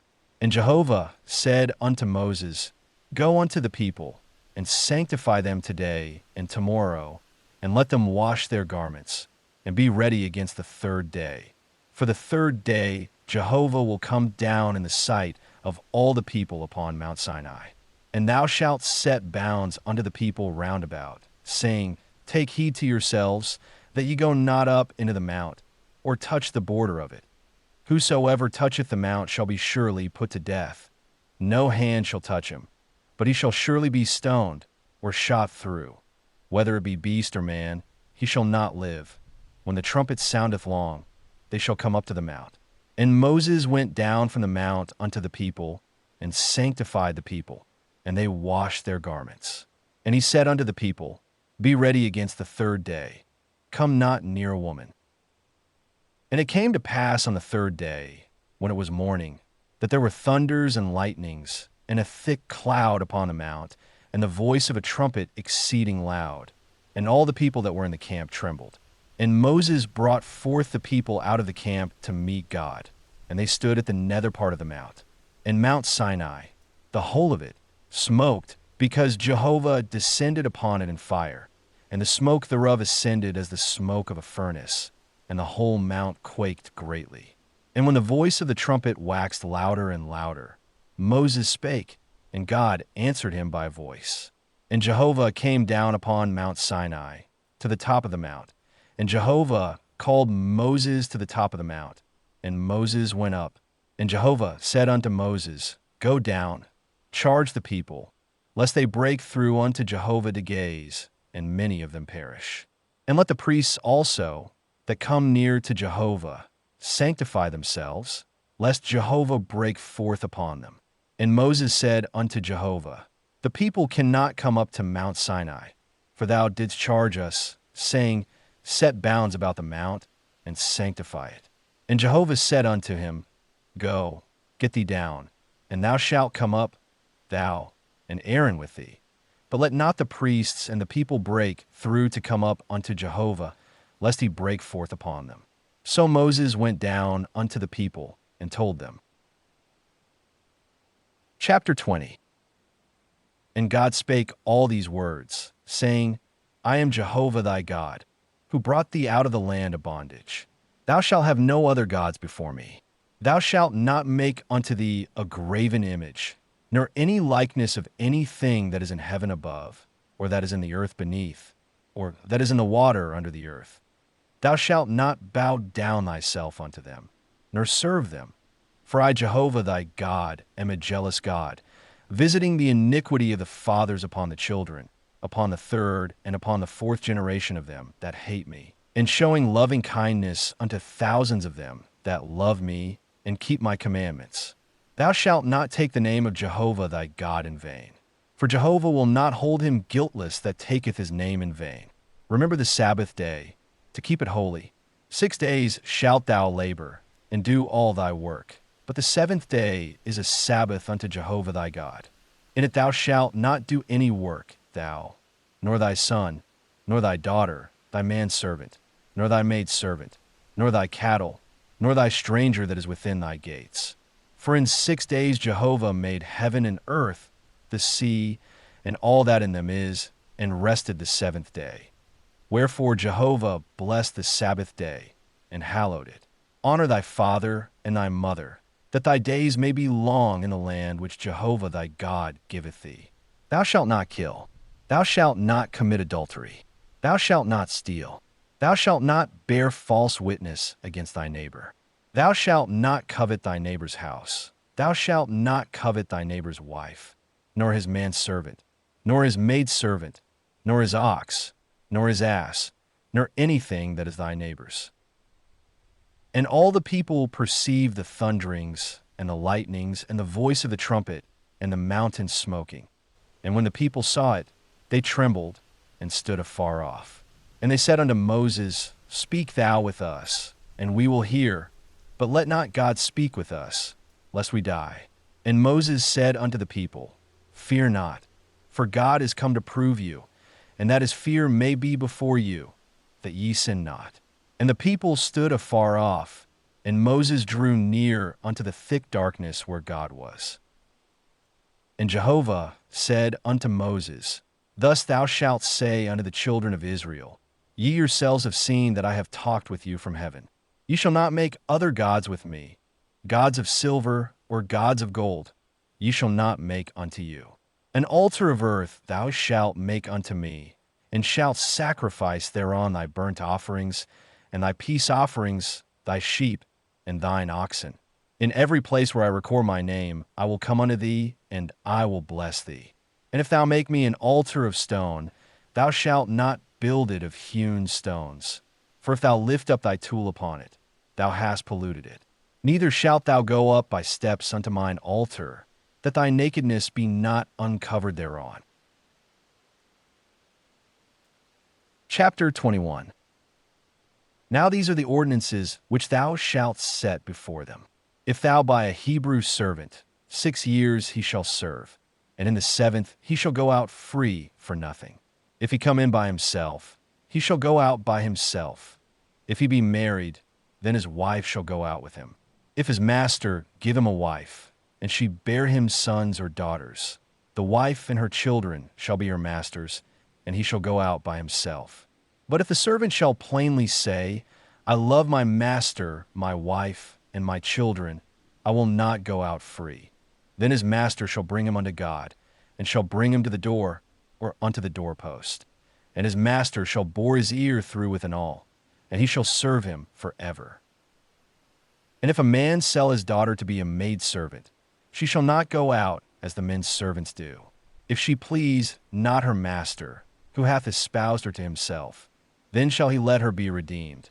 To sell her unto a foreign people he shall have no power, seeing he hath dealt deceitfully with her. And if he espouse her unto his son, he shall deal with her after the manner of daughters.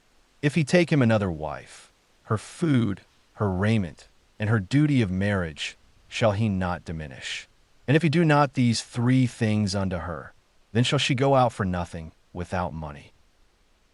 He that smitteth a man, so that he dieth, shall surely be put to death.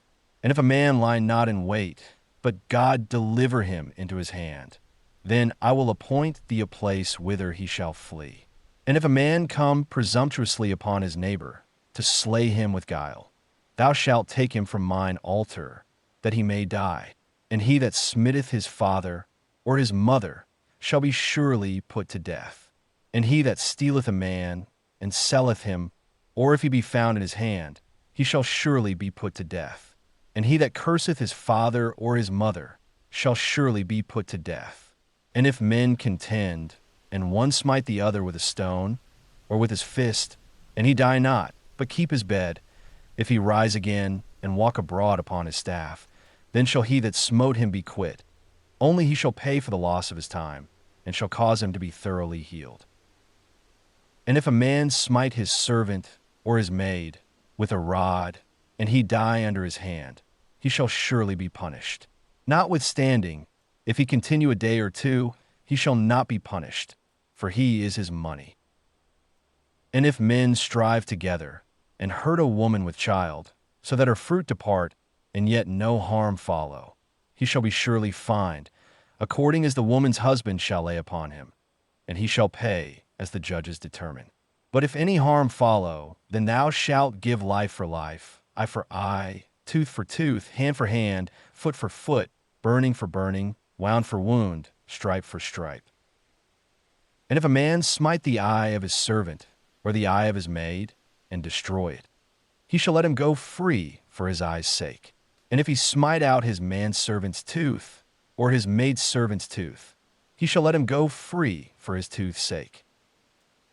And if an ox gore a man or a woman to death, the ox shall be surely stoned, and its flesh shall not be eaten, but the owner of the ox shall be quit.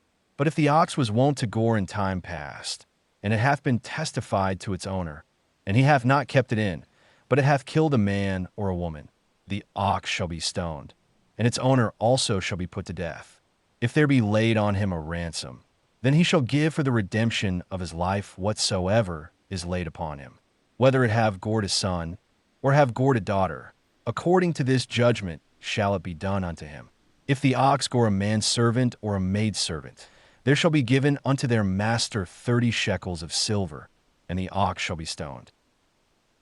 And if a man shall open a pit, or if a man shall dig a pit and not cover it, and an ox or an ass fall therein, the owner of the pit shall make it good. He shall give money unto the owner thereof, and the dead beast shall be his. And if one man's ox hurt another's, so that it dieth, then they shall sell the live ox, and divide the price of it, and the dead also they shall divide. Or if it be known that the ox was wont to gore in time past, and its owner hath not kept it in, he shall surely pay ox for ox, and the dead beast shall be his own. Chapter 22. If a man shall steal an ox, or a sheep, and kill it, or sell it, he shall pay 5 oxen for an ox, and 4 sheep for a sheep. If the thief be found breaking in, and be smitten so that he dieth, there shall be no blood guiltiness for him. If the sun be risen upon him, there shall be blood guiltiness for him. He shall make restitution. If he have nothing, then he shall be sold for his theft. If the theft be found in his hand alive, whether it be ox, or ass, or sheep, he shall pay double. If a man shall cause a field or vineyard to be eaten, and shall let his beast loose, and it feed in another man's field, of the best of his own field, and of the best of his own vineyard, shall he make restitution. If fire break out, and catch in thorns, so that the shocks of grain, or the standing grain, or the field are consumed, he that kindled the fire shall surely make restitution. If a man shall deliver unto his neighbor money or stuff to keep, and it be stolen out of the man's house, if the thief be found, he shall pay double.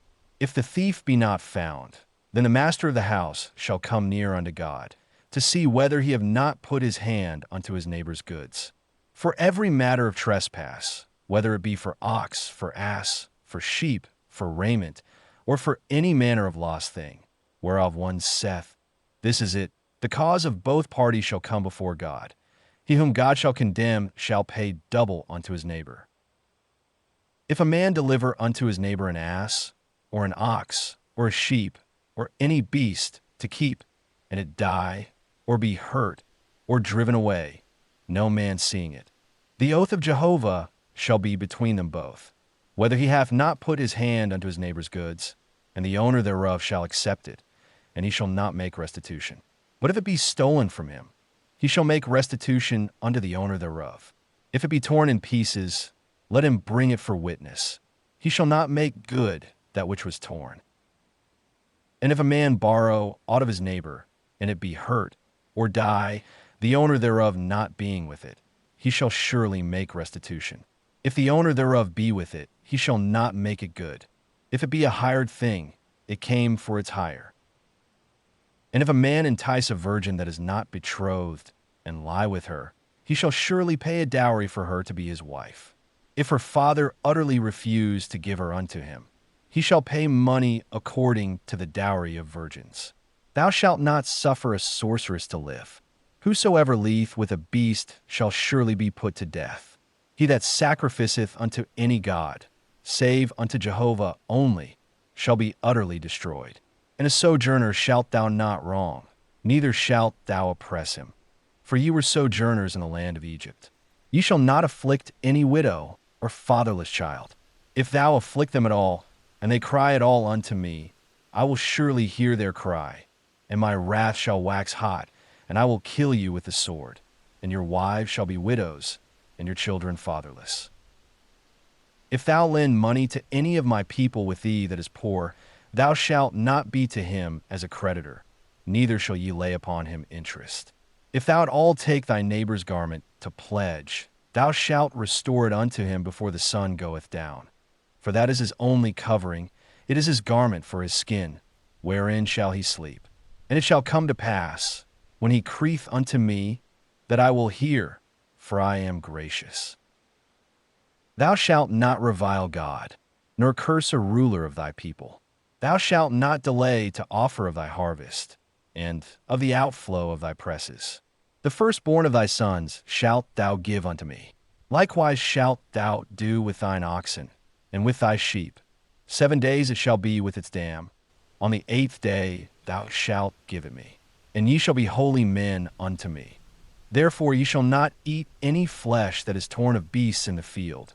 Ye shall cast it to the dogs. Chapter 23. Thou shalt not take up a false report. Put not thy hand with the wicked to be an unrighteous witness. Thou shalt not follow a multitude to do evil, neither shalt thou speak in a cause to turn aside after a multitude to wrest justice.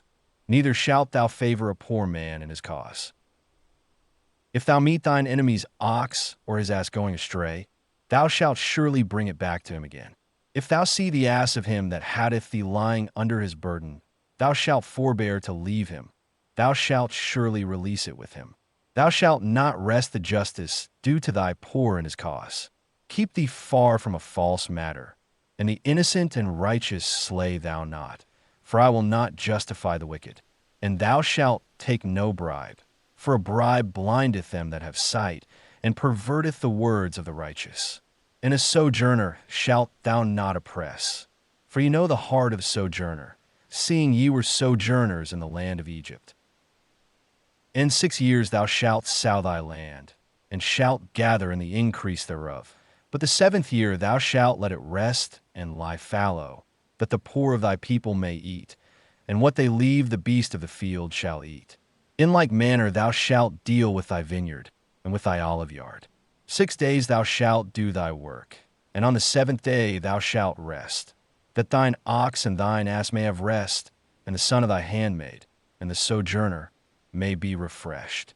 And in all things that I have said unto you take ye heed, and make no mention of the name of other gods, neither let it be heard out of thy mouth. 3 times thou shalt keep a feast unto me in the year. The feast of unleavened bread shalt thou keep. 7 days thou shalt eat unleavened bread, as I commanded thee, at the time appointed in the month Abib. For in it thou camest out from Egypt, and none shall appear before me empty. And the feast of harvest, the first fruits of thy labors, which thou sowest in the field. And the feast of ingathering, at the end of the year, when thou gatherest in thy labors out of the field. 3 times in a year all thy males shall appear before the Lord Jehovah. Thou shalt not offer the blood of my sacrifice with leavened bread, neither shall the fat of my feast remain all night until the morning. The first of the first fruits of thy ground thou shalt bring into the house of Jehovah thy God. Thou shalt not boil a kid in its mother's milk. Behold, I send an angel before thee, to keep thee by the way, and to bring thee into the place which I have prepared. Take ye heed before him, and hearken unto his voice. Provoke him not, for he will not pardon your transgression, for my name is in him.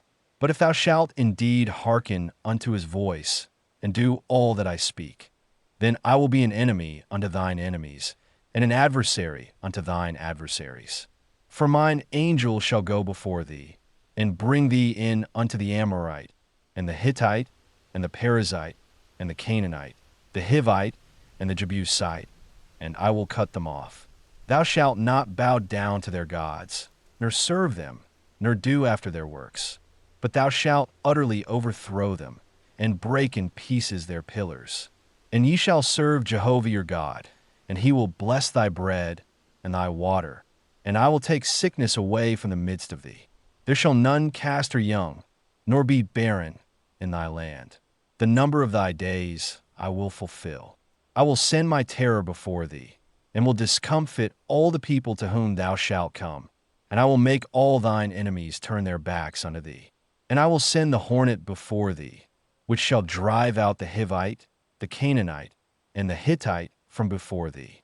I will not drive them out from before thee in 1 year, lest the land become desolate, and the beasts of the field multiply against thee. By little and little I will drive them out from before thee, until thou be increased and inherit the land. And I will set thy border from the Red Sea even unto the sea of the Philistines, and from the wilderness unto the river. For I will deliver the inhabitants of the land into your hand, and thou shalt drive them out before thee.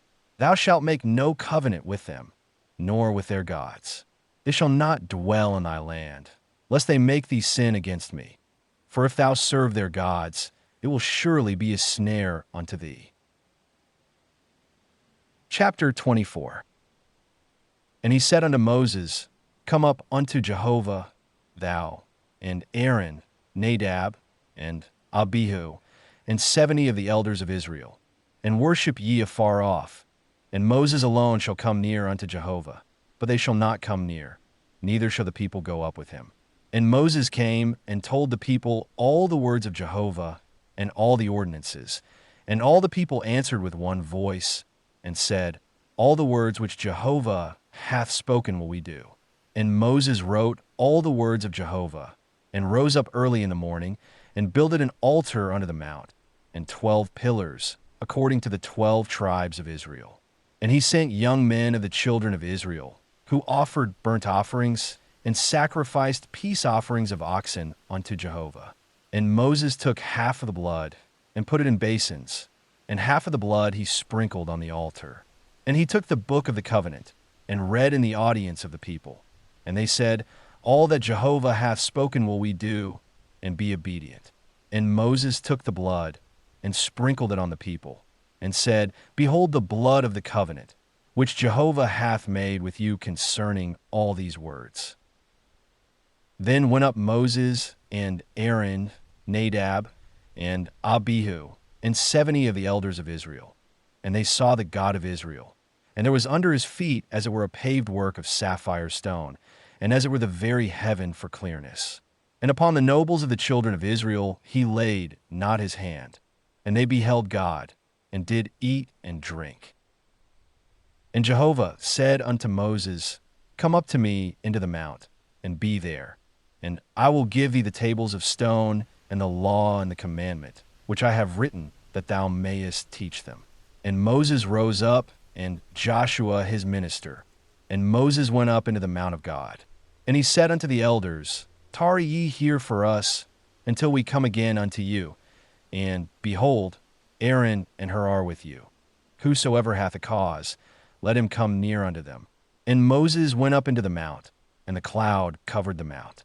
And the glory of Jehovah abode upon Mount Sinai, and the cloud covered it 6 days. And the 7th day he called unto Moses out of the midst of the cloud. And the appearance of the glory of Jehovah was like devouring fire on the top of the mount in the eyes of the children of Israel. And Moses entered into the midst of the cloud, and went up into the mount. And Moses was in the mount 40 days and 40 nights. Chapter 25. And Jehovah spake unto Moses, saying, Speak unto the children of Israel, that they take for me an offering, Of every man whose heart mocketh him willing ye shall take my offering. And this is the offering which ye shall take of them: gold, and silver, and brass, and blue, and purple, and scarlet, and fine linen, and goat's hair, and ram skins dyed red, and seal skins, and acacia wood, oil for the light, spices for the anointing oil, and for the sweet incense, onyx stones, and stones to be set for the ephod, and for the breastplate. And let them make me a sanctuary, that I may dwell among them, according to all that I show thee, the pattern of the tabernacle, and the pattern of all the furniture thereof, even so shall ye make it. And they shall make an ark of acacia wood. 2 cubits and a half shall be the length thereof, and a cubit and a half the breadth thereof, and a cubit and a half the height thereof. And thou shalt overlay it with pure gold. Within and without shalt thou overlay it, and shalt make upon it a crown of gold round about. And thou shalt cast 4 rings of gold for it, and put them in the 4 feet thereof. And 2 rings shall be on the one side of it, and 2 rings on the other side of it. And thou shalt make staves of acacia wood, and overlay them with gold. And thou shalt put the staves into the rings on the sides of the ark, wherewith to bear the ark. The staves shall be in the rings of the ark. They shall not be taken from it. And thou shalt put into the ark the testimony, which I shall give thee. And thou shalt make a mercy seat of pure gold. 2 cubits and a half shall be the length thereof, and a cubit and a half the breadth thereof. And thou shalt make 2 cherubim of gold. Of beaten work shalt thou make them, at the 2 ends of the mercy seat. And make 1 cherub at the one end, and 1 cherub at the other end. Of one piece with the mercy seat shall ye make the cherubim on the 2 ends thereof. And the cherubim shall spread out their wings on high, covering the mercy seat with their wings, with their faces one to another. Toward the mercy seat shall the faces of the cherubim be. And thou shalt put the mercy seat above upon the ark. And in the ark thou shalt put the testimony that I shall give thee. And there I will meet with thee, and I will commune with thee from above the mercy seat, from between the 2 cherubim which are upon the ark of the testimony, of all things which I will give thee in commandment unto the children of Israel. And thou shalt make a table of acacia wood. 2 cubits shall be the length thereof, and a cubit the breadth thereof, and a cubit and a half the height thereof. And thou shalt overlay it with pure gold, and make thereto a crown of gold round about. And thou shalt make unto it a border of a handbreadth round about. And thou shalt make a golden crown to the border thereof round about. And thou shalt make for it 4 rings of gold, and put the rings in the 4 corners that are on the 4 feet thereof. Close by the border shall the rings be, for places for the staves to bear the table. And thou shalt make the staves of acacia wood, and overlay them with gold, that the table may be borne with them. And thou shalt make the dishes thereof, and the spoons thereof, and the flagons thereof, and the bowls thereof, wherewith to pour out. Of pure gold shalt thou make them. And thou shalt set upon the table showbread before me alway. And thou shalt make a candlestick of pure gold. Of beaten work shall the candlestick be made, even its base, and its shaft, its cups, its knops, and its flowers shall be of one piece with it. And there shall be 6 branches going out of the sides thereof, 3 branches of the candlestick out of the one side thereof, and 3 branches of the candlestick out of the other side thereof. 3 cups made like almond blossoms in one branch, a knop and a flower, and 3 cups made like almond blossoms in the other branch, a knop and a flower. So for the 6 branches going out of the candlestick. And in the candlestick 4 cups made like almond blossoms, the knops thereof, and the flowers thereof, and a knop under 2 branches of one piece with it, and a knop under 2 branches of one piece with it, and a knop under 2 branches of one piece with it, for the 6 branches going out of the candlestick. Their knops and their branches shall be of one piece with it. The whole of it one beaten work of pure gold. And thou shalt make the lamps thereof 7, and they shall light the lamps thereof, to give light over against it. And the snuffers thereof, and the snuff dishes thereof, shall be of pure gold. Of a talent of pure gold shall it be made, with all these vessels. And see that thou make them after their pattern, which hath been showed thee in the mount. Chapter 26. Moreover, thou shalt make the tabernacle with 10 curtains. of fine twined linen, and blue, and purple, and scarlet. With cherubim the work of the skillful workman shalt thou make them. The length of each curtain shall be 28 cubits, and the breadth of each curtain 4 cubits. All the curtains shall have one measure. 5 curtains shall be coupled together one to another, and the other 5 curtains shall be coupled one to another. And thou shalt make loops of blue upon the edge of the one curtain from the selvage in the coupling. And likewise shalt thou make in the edge of the curtain that is outmost in the second coupling. 50 loops shalt thou make in the one curtain, and 50 loops shalt thou make in the edge of the curtain that is in the second coupling. The loops shall be opposite one to another. And thou shalt make 50 clasps of gold, and couple the curtains one to another with the clasps. And the tabernacle shall be one whole. And thou shalt make curtains of goat's hair for a tent over the tabernacle. 11 curtains shalt thou make them. The length of each curtain shall be 30 cubits, and the breadth of each curtain 4 cubits. The 11 curtains shall have one measure. And thou shalt couple 5 curtains by themselves, and 6 curtains by themselves, and shalt double over the 6th curtain in the forefront of the tent. And thou shalt make 50 loops on the edge of the one curtain that is outmost in the coupling, and 50 loops upon the edge of the curtain which is outmost in the second coupling. And thou shalt make 50 clasps of brass, and put the clasps into the loops, and couple the tent together, that it may be one. And the overhanging part that remaineth of the curtains of the tent, the half curtain that remaineth, shall hang over the back of the tabernacle. And the cubit on the one side, and the cubit on the other side, of that which remaineth in the length of the curtains of the tent, shall hang over the sides of the tabernacle on this side and on that side, to cover it. And thou shalt make a covering for the tent of rams, skins dyed red, and a covering of sealskins above. And thou shalt make the boards for the tabernacle of acacia wood, standing up. 10 cubits shall be the length of a board, and a cubit and a half the breadth of each board. 2 tenons shall there be in each board, joined one to another. Thus shalt thou make for all the boards of the tabernacle. And thou shalt make the boards for the tabernacle, 20 boards for the south side southward. And thou shalt make 40 sockets of silver under the 20 boards, 2 sockets under one board for its 2 tenons, and 2 sockets under another board for its 2 tenons. And for the second side of the tabernacle, on the north side, 20 boards, and there are 40 sockets of silver, 2 sockets under one board, and 2 sockets under another board. And for the hinder part of the tabernacle, westward, thou shalt make 6 boards. And 2 boards shalt thou make for the corners of the tabernacle in the hinder part, and they shall be double beneath. And in like manner they shall be entire unto the top thereof unto one ring. Thus shall it be for them both. They shall be for the 2 corners. And there shall be 8 boards, and their sockets of silver, 16 sockets, 2 sockets under one board, and 2 sockets under another board. And thou shalt make bars of acacia wood, 5 for the boards of the one side of the tabernacle, and 5 bars for the boards of the other side of the tabernacle, and 5 bars for the boards of the side of the tabernacle, for the hinder part westward. And the middle bar in the midst of the boards shall pass through from end to end. And thou shalt overlay the boards with gold, and make there rings of gold for places for the bars.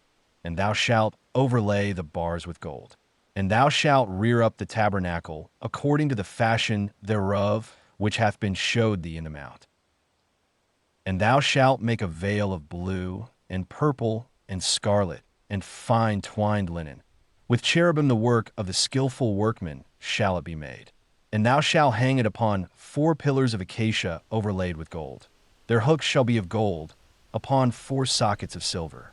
And thou shalt hang up the veil under the clasps, and shalt bring in thither within the veil the ark of the testimony. And the veil shall separate unto you between the holy place and the most holy. And thou shalt put the mercy seat upon the ark of the testimony in the most holy place. And thou shalt set the table without the veil, and the candlestick over against the table on the side of the tabernacle toward the south. And thou shalt put the table on the north side. And thou shalt make a screen for the door of the tent of blue, and purple, and scarlet, and fine twined linen, the work of the embroiderer. And thou shalt make for the screen 5 pillars of acacia, and overlay them with gold. Their hooks shall be of gold, and thou shalt cast 5 sockets of brass for them. Chapter 27. And thou shalt make the altar of acacia wood, 5 cubits long and 5 cubits broad. The altar shall be 4 square, and the height thereof shall be 3 cubits. And thou shalt make the horns of it upon the 4 corners thereof. The horns thereof shall be of one piece with it, and thou shalt overlay it with brass. And thou shalt make its pots to take away its ashes, and its shovels, and its basins, and its flesh hooks, and its fire pans. All the vessels thereof thou shalt make of brass. And thou shalt make for it a grating of network of brass. And upon the net shalt thou make 4 brazen rings in the 4 corners thereof. And thou shalt put it under the ledge round the altar beneath, that the net may reach halfway up the altar. And thou shalt make staves for the altar, staves of acacia wood, and overlay them with brass. And the staves thereof shall be put into the rings, and the stave shall be upon the 2 sides of the altar, in bearing it. Hollow with planks shalt thou make it. As it hath been showed thee in the mount, so shall they make it. And thou shalt make the court of the tabernacle. For the south side southward there shall be hangings for the court of fine twined linen 100 cubits long for one side. And the pillars thereof shall be 20, and their sockets 20 of brass. The hooks of the pillars and their fillets shall be of silver.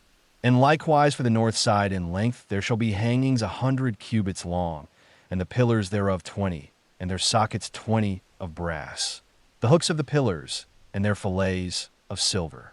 And for the breadth of the court on the west side shall be hangings of 50 cubits, their pillars 10, and their sockets 10. And the breadth of the court on the east side eastward shall be 50 cubits. The hangings for the one side of the gate shall be 15 cubits, their pillars 3, and their sockets 3.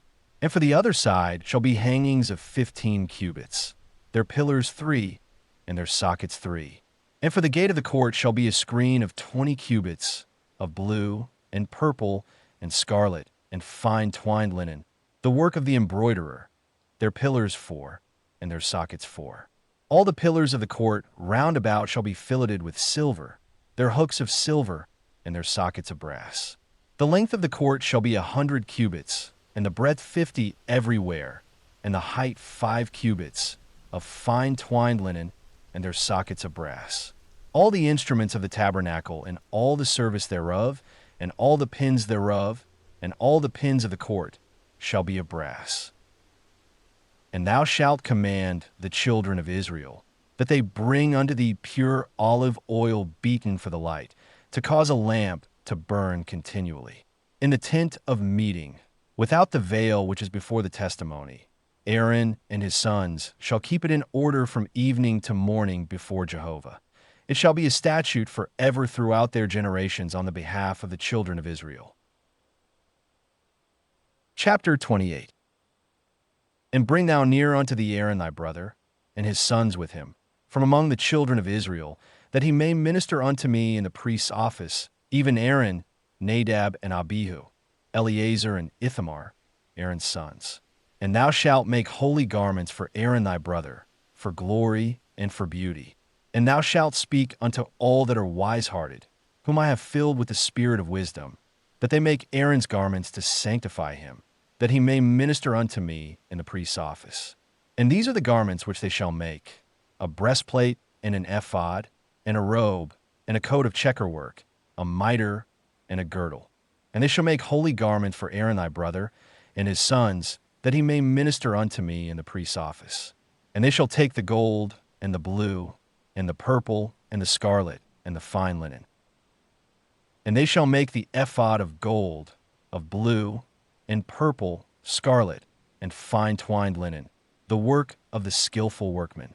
It shall have 2 shoulder pieces joined to the 2 ends thereof, that it may be joined together. And the skillfully woven band which is upon it, wherewith to gird it on, shall be like the work thereof, and of the same piece, of gold, of blue, and purple, and scarlet, and fine twined linen. And thou shalt take 2 onyx stones, and grave on them the names of the children of Israel, 6 of their names on the one stone, and the names of the 6 that remain on the other stone, according to their birth.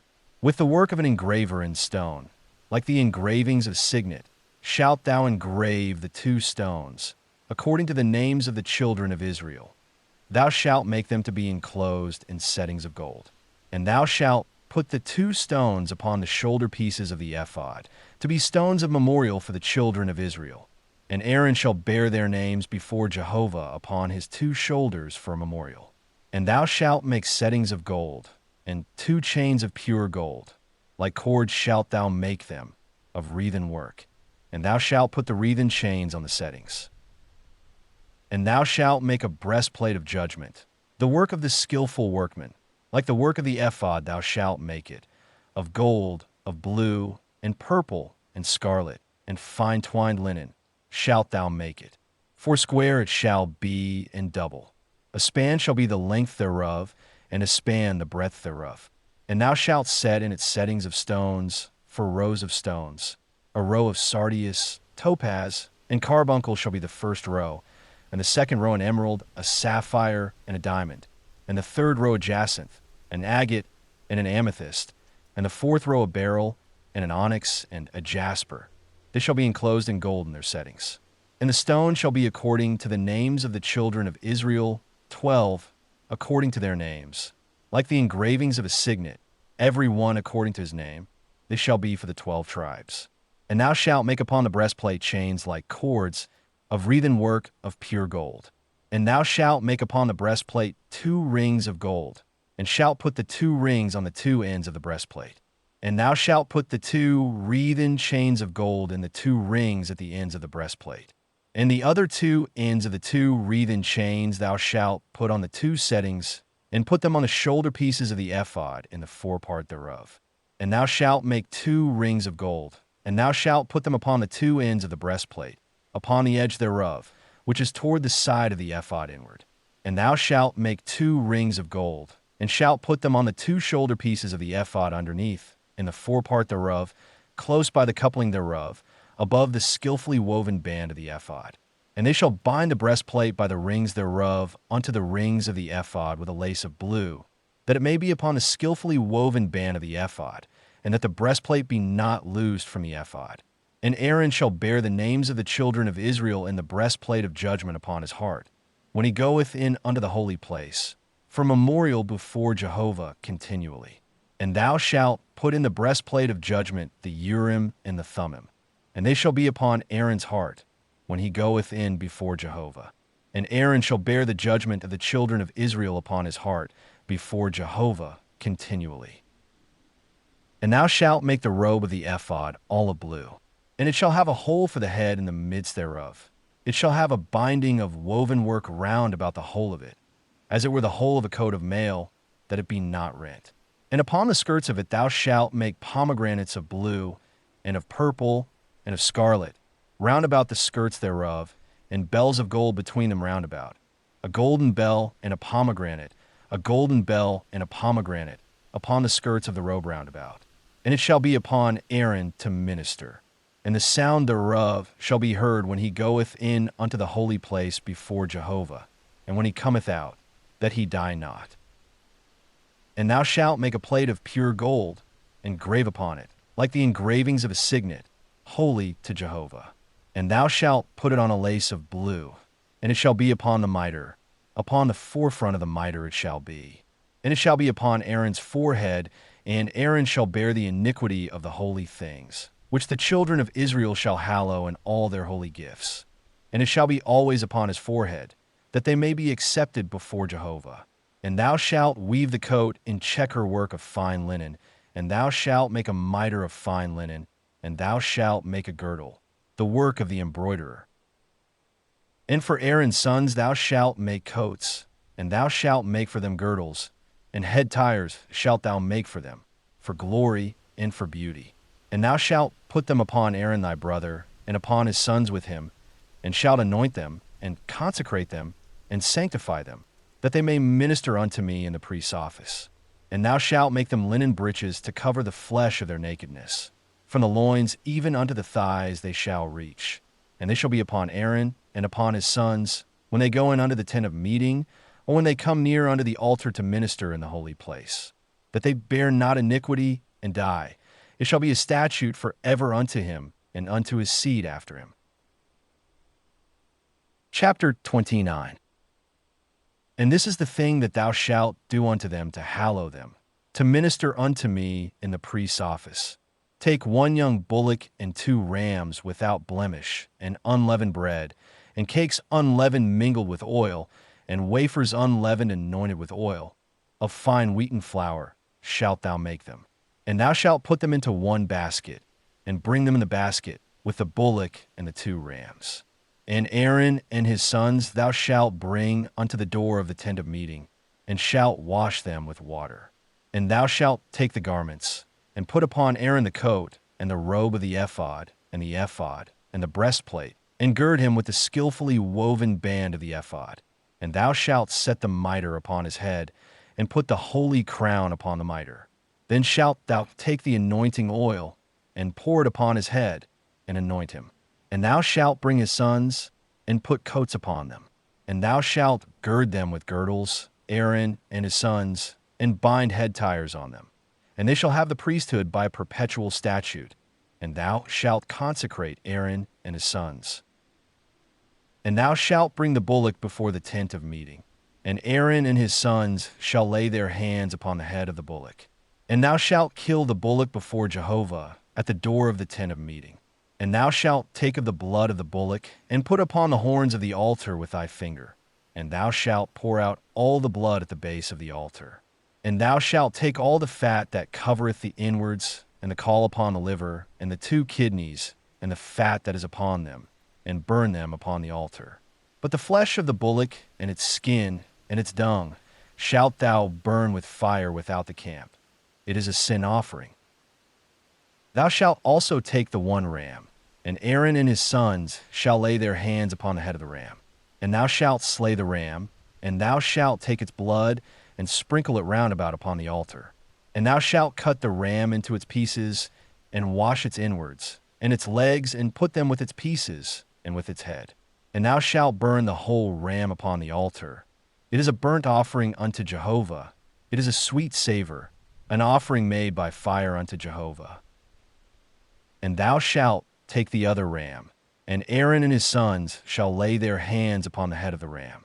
Then shalt thou kill the ram, and take of its blood, and put it upon the tip of the right ear of Aaron, and upon the tip of the right ear of his sons, and upon the thumb of their right hand, and upon the great toe of their right foot, and sprinkle the blood upon the altar round about. And thou shalt take of the blood that is upon the altar, and of the anointing oil, and sprinkle it upon Aaron, and upon his garments, and upon his sons, and upon the garments of his sons with him. And he shall be hallowed, and his garments, and his sons' garments with him. Also thou shalt take of the ram the fat, and the fat tail, and the fat that covereth the inwards, and the caul of the liver, and the 2 kidneys, and the fat that is upon them, and the right thigh, for it is a ram of consecration, and 1 loaf of bread, and 1 cake of oiled bread, and 1 wafer, out of the basket of unleavened bread that is before Jehovah. And thou shalt put the whole upon the hands of Aaron, and upon the hands of his sons, and shalt wave them for a wave offering before Jehovah. And thou shalt take them from their hands, and burn them on the altar upon the burnt offering for a sweet savor before Jehovah. It is an offering made by fire unto Jehovah. And thou shalt take the breast of Aaron's ram of consecration, and wave it for a wave offering before Jehovah, and it shall be thy portion. And thou shalt sanctify the breast of the wave offering, and the thigh of the heave offering, which is waved, and which is heaved up, of the ram of consecration, even of that which is for Aaron, and of that which is for his sons. And it shall be for Aaron and his sons as their portion forever from the children of Israel. For it is a heave offering. And it shall be a heave offering from the children of Israel of the sacrifices of their peace offerings, even their heave offering unto Jehovah. And the holy garments of Aaron shall be for his sons after him, to be anointed in them, and to be consecrated in them. 7 days shall the son that is priest in his stead put them on, when he cometh into the tent of meeting to minister in the holy place. And thou shalt take the ram of consecration, and boil its flesh in a holy place. And Aaron and his sons shall eat the flesh of the ram, and the bread that is in the basket at the door of the tent of meeting. And they shall eat those things wherewith atonement was made, to consecrate and to sanctify them. But a stranger shall not eat thereof, because they are holy. And if aught of the flesh of the consecration, or of the bread, remain unto the morning, then thou shalt burn the remainder with fire. It shall not be eaten, because it is holy. And thus shalt thou do unto Aaron and to his sons, according to all that I have commanded thee. 7 days shalt thou consecrate them, and every day shalt thou offer the bullock of sin offering for atonement.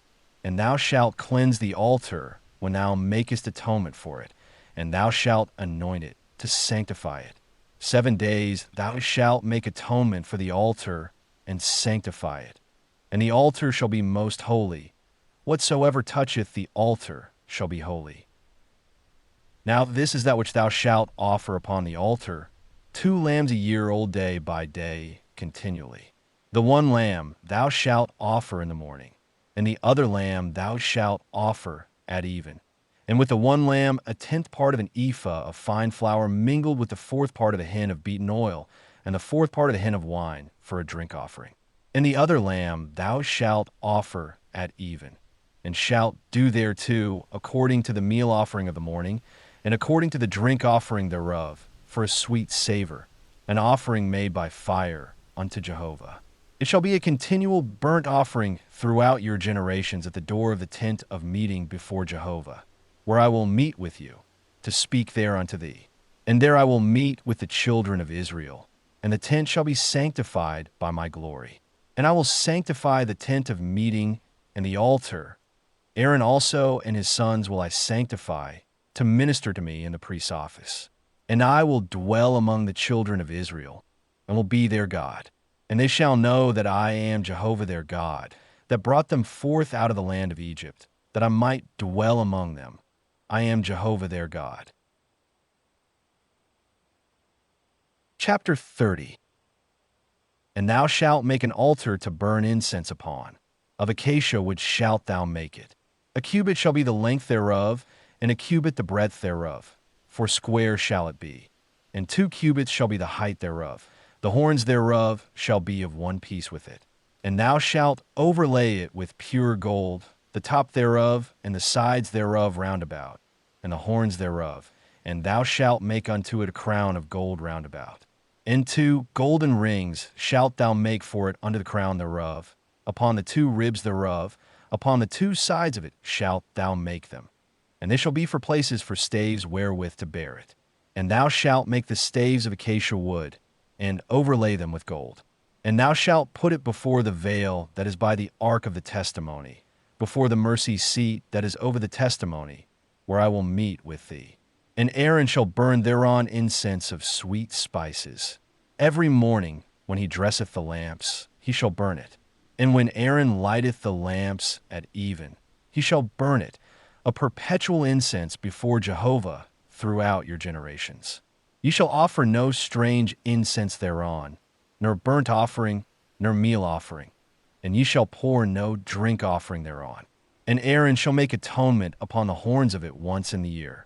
With the blood of the sin offering of atonement once in the year shall he make atonement for it throughout your generations. It is most holy unto Jehovah. And Jehovah spake unto Moses, saying, When thou takest the sum of the children of Israel, according to those that are numbered of them, then shall they give every man a ransom for his soul unto Jehovah, when thou numberest them, that there be no plague among them, when thou numberest them. This they shall give every one that passeth over unto them that are numbered, 1/2 shekel after the shekel of the sanctuary. The shekel is 20 gerahs, 1/2 shekel for an offering to Jehovah. Every one that passeth over unto them that are numbered, from 20 years old and upward, shall give the offering of Jehovah. The rich shall not give more, and the poor shall not give less than the 1/2 shekel, when they give the offering of Jehovah, to make atonement for your souls.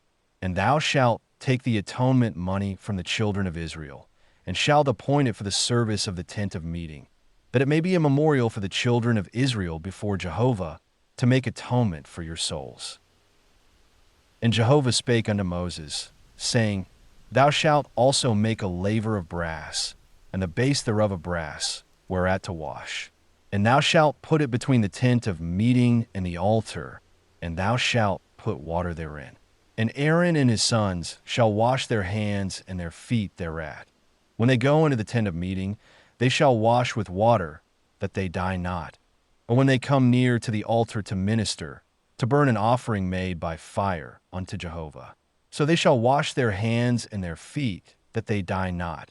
And it shall be a statute forever to them, even to him and to his seed throughout their generations. Moreover, Jehovah spake unto Moses, saying, Take thou also unto thee the chief spices, of flowing myrrh 500 shekels, and of sweet cinnamon half so much, even 250, and of sweet calamus 250, and of cassia 500, after the shekel of the sanctuary, and of olive oil a hin. And thou shalt make it a holy anointing oil, a perfume compounded after the art of the perfumer. It shall be a holy anointing oil. And thou shalt anoint therewith the tent of meeting, and the ark of the testimony, and the table, and all the vessels thereof, and the candlestick, and the vessels thereof, and the altar of incense, and the altar of burnt offering with all the vessels thereof, and the laver, and the base thereof. And thou shalt sanctify them, that they may be most holy. Whatsoever toucheth them shall be holy. And thou shalt anoint Aaron and his sons, and sanctify them, that they may minister unto me in the priest's office. And thou shalt speak unto the children of Israel, saying, This shall be a holy anointing oil unto me throughout your generations. Upon the flesh of man shall it not be poured, neither shall ye make any like it, according to the composition thereof. It is holy, and it shall be holy unto you. Whosoever compoundeth any like it, or whosoever putteth any of it upon a stranger, he shall be cut off from his people. And Jehovah said unto Moses, Take unto thee sweet spices, stacte, and onycha, and galbanum, sweet spices with pure frankincense. Of each shall there be a like weight, and thou shalt make of it incense, a perfume after the art of the perfumer, seasoned with salt, pure and holy. And thou shalt beat some of it very small, and put of it before the testimony in the tent of meeting, where I will meet with thee. It shall be unto you most holy. And the incense which thou shalt make, according to the composition thereof ye shall not make for yourselves. It shall be unto thee holy for Jehovah. Whosoever shall make like unto that, to smell thereof, he shall be cut off from his people. Chapter 31. And Jehovah spake unto Moses, saying, See, I have called by name Bezalel the son of Uri, the son of Hur, of the tribe of Judah, and I have filled him with the Spirit of God, in wisdom, and in understanding, and in knowledge, and in all manner of workmanship, to devise skillful works, to work in gold, and in silver, and in brass, and in cutting of stones for setting, and in carving of wood, to work in all manner of workmanship. And I, behold, I have appointed with him Oholiab, the son of Ahisamach, of the tribe of Dan. And in the heart of all that are wise-hearted I have put wisdom, that they may make all that I have commanded thee, the tent of meeting, and the ark of the testimony, and the mercy seat that is thereupon, and all the furniture of the tent, and the table and its vessels, and the pure candlestick with all its vessels, and the altar of incense, and the altar of burnt offering with all its vessels, and the laver and its base, and the finely wrought garments, and the holy garments for Aaron the priest, and the garments of his sons, to minister in the priest's office, and the anointing oil, and the incense of sweet spices for the holy place. According to all that I have commanded thee shall they do. And Jehovah spake unto Moses, saying, Speak thou also unto the children of Israel, saying, Verily ye shall keep my Sabbaths, for it is a sign between me and you throughout your generations, that ye may know that I am Jehovah, who sanctifieth you. Ye shall keep the Sabbath therefore, for it is holy unto you. Every one that profaneth it shall surely be put to death. For whosoever doeth any work therein, that soul shall be cut off from among his people. 6 days shall work be done, but on the 7th day is a Sabbath of solemn rest, holy to Jehovah. Whosoever doeth any work on the Sabbath day, he shall surely be put to death. Wherefore the children of Israel shall keep the Sabbath, to observe the Sabbath throughout their generations, for a perpetual covenant. It is a sign between me and the children of Israel forever. For in 6 days Jehovah made heaven and earth, and on the 7th day he rested and was refreshed. And he gave unto Moses, when he had made an end of communing with him upon Mount Sinai, the 2 tables of the testimony, tables of stone, written with the finger of God. Chapter 32. And when the people saw that Moses delayed to come down from the mount, the people gathered themselves together unto Aaron, and said unto him, Up, make us gods, which shall go before us. For as for this Moses, the man that brought us up out of the land of Egypt, we know not what is become of him. And Aaron said unto them, Break off the golden rings, which are in the ears of your wives, of your sons, and of your daughters, and bring them unto me. And all the people brake off the golden rings which were in their ears, and brought them unto Aaron. And he received it at their hand, and fashioned it with a graving tool, and made it a molten calf. And they said, These are thy gods, O Israel, which brought thee up out of the land of Egypt. And when Aaron saw this, he built an altar before it. And Aaron made proclamation, and said, Tomorrow shall be a feast to Jehovah. And they rose up early on the morrow, and offered burnt offerings, and brought peace offerings. And the people sat down to eat and to drink, and rose up to play. And Jehovah spake unto Moses, Go, get thee down, for thy people, that thou broughtest up out of the land of Egypt, have corrupted themselves. They have turned aside quickly out of the way which I commanded them. They have made them a molten calf, and have worshipped it, and have sacrificed unto it, and said, These are thy gods, O Israel, which brought thee up out of the land of Egypt. And Jehovah said unto Moses, I have seen this people, and behold, it is a stiff-necked people.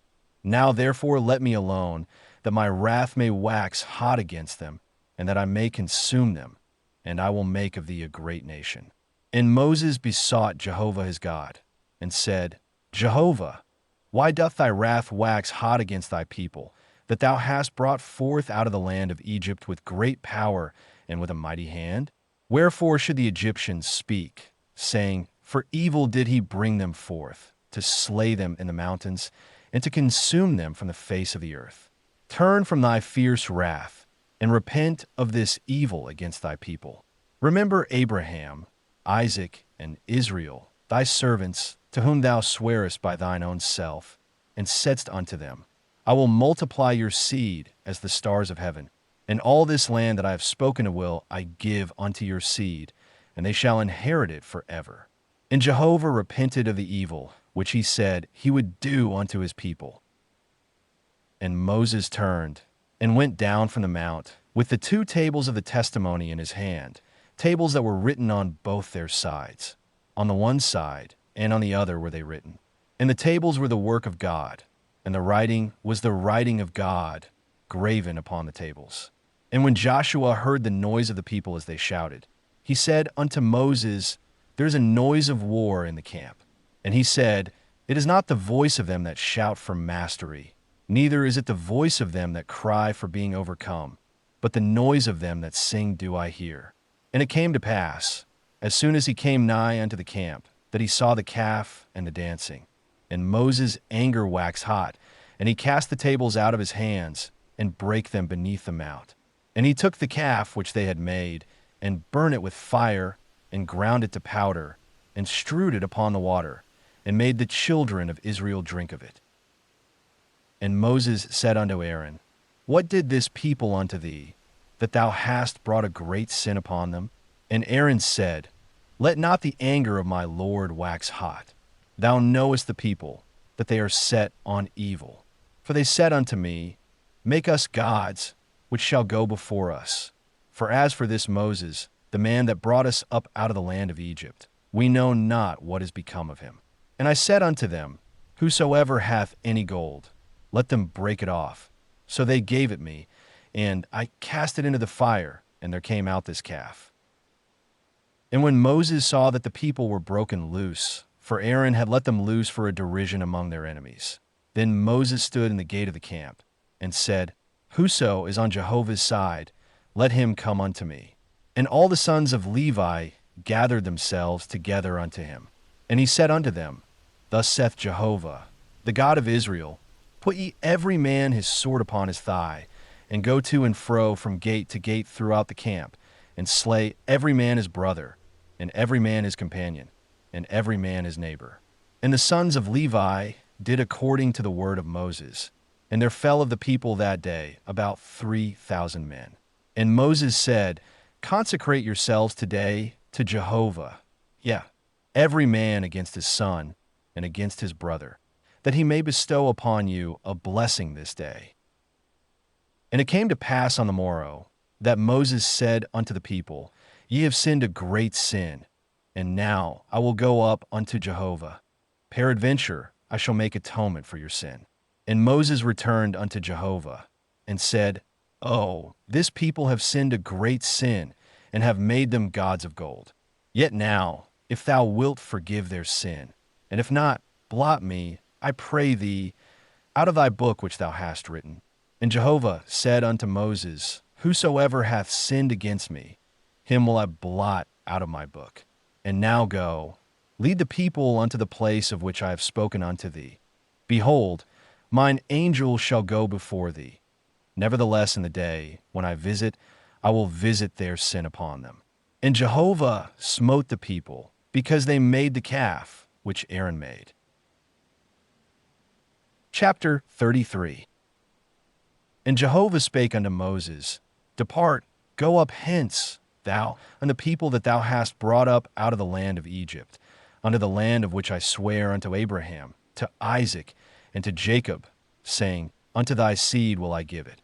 And I will send an angel before thee, and I will drive out the Canaanite, the Amorite, and the Hittite, and the Perizzite, the Hivite, and the Jebusite, unto a land flowing with milk and honey. For I will not go up in the midst of thee, for thou art a stiff-necked people, lest I consume thee in the way. And when the people heard these evil tidings, they mourned, and no man did put on him his ornaments. And Jehovah said unto Moses, Say unto the children of Israel, Ye are a stiff-necked people. If I go up into the midst of thee for one moment, I shall consume thee. Therefore now put off thy ornaments from thee, that I may know what to do unto thee. And the children of Israel stripped themselves of their ornaments from Mount Horeb onward. Now Moses used to take the tent and to pitch it without the camp, afar off from the camp, and he called it the tent of meeting. And it came to pass that every one that sought Jehovah went out unto the tent of meeting, which was without the camp.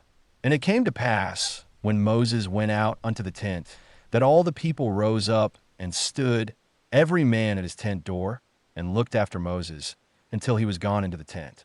And it came to pass, when Moses entered into the tent, the pillar of cloud descended, and stood at the door of the tent. And Jehovah spake with Moses. And all the people saw the pillar of cloud stand at the door of the tent. And all the people rose up and worshipped, every man at his tent door. And Jehovah spake unto Moses face to face, as a man speaketh unto his friend. And he turned again into the camp. But his minister Joshua, the son of Nun, a young man, departed not out of the tent. And Moses said unto Jehovah, See, thou sayest unto me, Bring up this people, and thou hast not let me know whom thou wilt send with me. Yet thou hast said, I know thee by name, and thou hast also found favor in my sight. Now therefore, I pray thee, if I have found favor in thy sight, show me now thy ways, that I may know thee, to the end that I may find favor in thy sight, and consider that this nation is thy people. And he said, My presence shall go with thee, and I will give thee rest. And he said unto him, If thy presence go not with me, carry us not up hence. For wherein now shall it be known that I have found favor in thy sight, I and thy people? Is it not in that thou goest with us, so that we are separated, I and thy people, from all the people that are upon the face of the earth? And Jehovah said unto Moses, I will do this thing also that thou hast spoken, for thou hast found favor in my sight, and I know thee by name. And he said, Show me, I pray thee, thy glory. And he said, I will make all my goodness pass before thee, and will proclaim the name of Jehovah before thee. And I will be gracious to whom I will be gracious, and will show mercy on whom I will show mercy. And he said, Thou canst not see my face, for man shall not see me and live. And Jehovah said, Behold, there is a place by me, and thou shalt stand upon the rock. And it shall come to pass, while my glory passeth by, that I will put thee in a cleft of the rock, and will cover thee with my hand until I pass by. And I will take away my hand, and thou shalt see my back, but my face shall not be seen. Chapter 34. And Jehovah said unto Moses, Hew thee 2 tables of stone like unto the first, and I will write upon the tables the words that were on the first tables, which thou breakest. And be ready by the morning, and come up in the morning unto Mount Sinai, and present thyself there to me on the top of the mount. And no man shall come up with thee, neither let any man be seen throughout all the mount, neither let the flocks nor herds feed before that mount. And he hewed 2 tables of stone like unto the first. And Moses rose up early in the morning, and went up unto Mount Sinai, as Jehovah had commanded him, and took in his hand 2 tables of stone. And Jehovah descended in the cloud, and stood with him there, and proclaimed the name of Jehovah. And Jehovah passed by before him, and proclaimed, Jehovah, Jehovah, a God merciful and gracious, slow to anger, and abundant in loving kindness and truth, keeping loving kindness for thousands, forgiving iniquity and transgression and sin, and that will by no means clear the guilty, visiting the iniquity of the fathers upon the children, and upon the children's children, upon the 3rd and upon the 4th generation. And Moses made haste, and bowed his head toward the earth, and worshipped. And he said, If now I have found favor in thy sight, O Lord, let the Lord, I pray thee, go in the midst of us. For it is a stiff-necked people, and pardon our iniquity and our sin, and take us for thine inheritance. And he said, Behold, I make a covenant. Before all thy people I will do marvels, such as have not been wrought in all the earth, nor in any nation. And all the people among which thou art shall see the work of Jehovah. For it is a terrible thing that I do with thee. Observe thou that which I command thee this day. Behold, I drive out before thee the Amorite, and the Canaanite, and the Hittite, and the Perizzite, and the Hivite, and the Jebusite. Take heed to thyself, lest thou make a covenant with the inhabitants of the land whither thou goest, lest it be for a snare in the midst of thee. But ye shall break down their altars, and dash in pieces their pillars, and ye shall cut down their Asherim, for thou shalt worship no other God. For Jehovah, whose name is jealous, is a jealous God, lest thou make a covenant with the inhabitants of the land. And they play the harlot after their gods, and sacrifice unto their gods, and one call thee. And thou eat of his sacrifice, and thou take of their daughters unto thy sons, and their daughters play the harlot after their gods, and make thy sons play the harlot after their gods. Thou shalt make thee no molten gods. The feast of unleavened bread shalt thou keep. 7 days thou shalt eat unleavened bread, as I commanded thee, at the time appointed in the month of Abib. For in the month of Abib thou camest out from Egypt. All that openeth the womb is mine, and all thy cattle that is male, the firstlings of cow and sheep. And the firstling of an ass thou shalt redeem with a lamb. And if thou wilt not redeem it, then thou shalt break its neck. All the firstborn of thy sons thou shalt redeem, and none shall appear before me empty. 6 days thou shalt work, but on the 7th day thou shalt rest. In plowing time and in harvest thou shalt rest. And thou shalt observe the feast of weeks, even of the first fruits of wheat harvest, and the feast of ingathering at the year's end. 3 times in the year shall all thy males appear before the Lord Jehovah, the God of Israel. For I will cast out nations before thee, and enlarge thy borders. Neither shall any man desire thy land, when thou goest up to appear before Jehovah thy God 3 times in the year. Thou shalt not offer the blood of my sacrifice with leavened bread, neither shall the sacrifice of the feast of the Passover be left unto the morning. The first of the first fruits of thy ground thou shalt bring unto the house of Jehovah thy God. Thou shalt not boil a kid in its mother's milk. And Jehovah said unto Moses, Write thou these words, for after the tenor of these words I have made a covenant with thee and with Israel.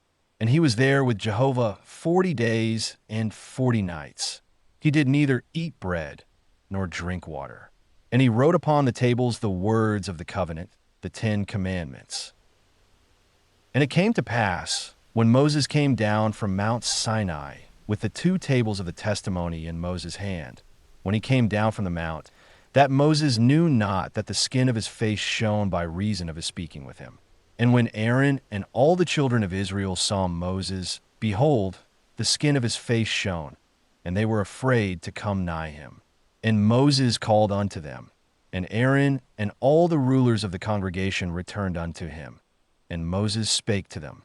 And afterward all the children of Israel came nigh, and he gave them in commandment all that Jehovah had spoken with him in Mount Sinai. And when Moses had done speaking with them, he put a veil on his face. But when Moses went in before Jehovah to speak with him, he took the veil off until he came out. And he came out and spake unto the children of Israel that which he was commanded. And the children of Israel saw the face of Moses, that the skin of Moses' face shone. And Moses put the veil upon his face again until he went in to speak with him. Chapter 35. And Moses assembled all the congregation of the children of Israel, and said unto them, These are the words which Jehovah hath commanded, that ye should do them. 6 days shall work be done, but on the 7th day there shall be to you a holy day, a Sabbath of solemn rest to Jehovah. Whosoever doeth any work therein shall be put to death. Ye shall kindle no fire throughout your habitations upon the Sabbath day. And Moses spake unto all the congregation of the children of Israel, saying, This is the thing which Jehovah commanded, saying, Take ye from among you an offering unto Jehovah. Whosoever is of a willing heart, let him bring it, Jehovah's offering, gold and silver and brass and blue and purple and scarlet and fine linen and goat's hair and ram skins dyed red and seal skins and acacia wood and oil for the light and spices for the anointing oil and for the sweet incense and onyx, stones and stones to be set for the ephod and for the breastplate.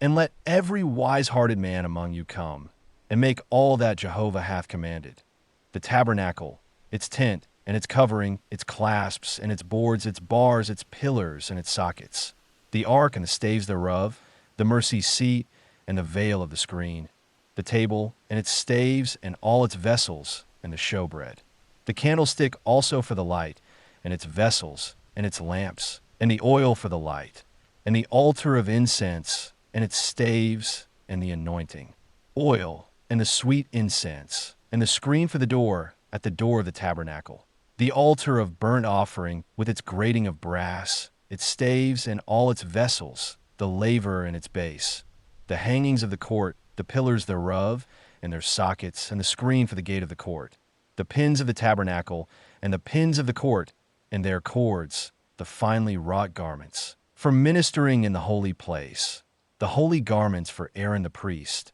and the garments of his sons to minister in the priest's office. And all the congregation of the children of Israel departed from the presence of Moses. And they came, every one whose heart stirred him up, and every one whom his spirit made willing, and brought Jehovah's offering, for the work of the tent of meeting, and for all the service thereof, and for the holy garments. And they came, both men and women, as many as were willing-hearted, and brought brooches, and earrings, and signet rings, and armlets, all jewels of gold, even every man that offered an offering of gold unto Jehovah. And every man with whom was found blue, and purple, and scarlet, and fine linen, and goat's hair, and ram skins dyed red, and sealskins, brought them. Every one that did offer an offering of silver and brass brought Jehovah's offering. And every man with whom was found acacia wood for any work of the service brought it. And all the women that were wise-hearted did spin with their hands, and brought that which they had spun, the blue, and the purple, the scarlet, and the fine linen. And all the women whose hearts stirred them up in wisdom spun the goat's hair. And the rulers brought the onyx stones, and the stones to be set for the ephod, and for the breastplate, and the spice, and the oil, for the light, and for the anointing oil, and for the sweet incense.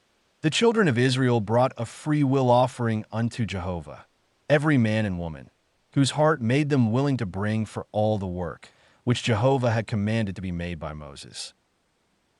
And Moses said unto the children of Israel, See, Jehovah hath called by name Bezalel the son of Uri, the son of Hur, of the tribe of Judah, and he hath filled him with the Spirit of God, in wisdom, in understanding, and in knowledge, and in all manner of workmanship, and to devise skillful works, to work in gold, and in silver, and in brass, and in cutting of stones for setting, and in carving of wood, to work in all manner of skillful workmanship. And he hath put in his heart that he may teach, both he and Oholiab, the son of Ahisamach of the tribe of Dan. Them hath he filled with wisdom of heart, to work all manner of workmanship, of the engraver, and of the skillful workman, and of the embroiderer in blue, and in purple, and scarlet, and in fine linen, and of the weaver, even of them that do any workmanship, and of those that devise skillful works. Chapter 36. And Bezalel and Oholiab shall work, and every wise-hearted man, in whom Jehovah hath put wisdom and understanding to know how to work all the work for the service of the sanctuary, according to all that Jehovah hath commanded. And Moses called Bezalel and Oholiab, and every wise-hearted man, in whose heart Jehovah had put wisdom, even every one whose heart stirred him up to come unto the work to do it. And they received of Moses all the offering which the children of Israel had brought for the work of the service of the sanctuary, wherewith to make it. And they brought yet unto him free will offerings every morning. And all the wise men that wrought all the work of the sanctuary came every man from his work which they wrought. And they spake unto Moses, saying, The people bring much more than enough for the service of the work which Jehovah commanded to make. And Moses gave commandment, and they caused it to be proclaimed throughout the camp, saying, Let neither man nor woman make any more work for the offering of the sanctuary. So the people were restrained from bringing, for the stuff they had was sufficient for all the work to make it, and too much.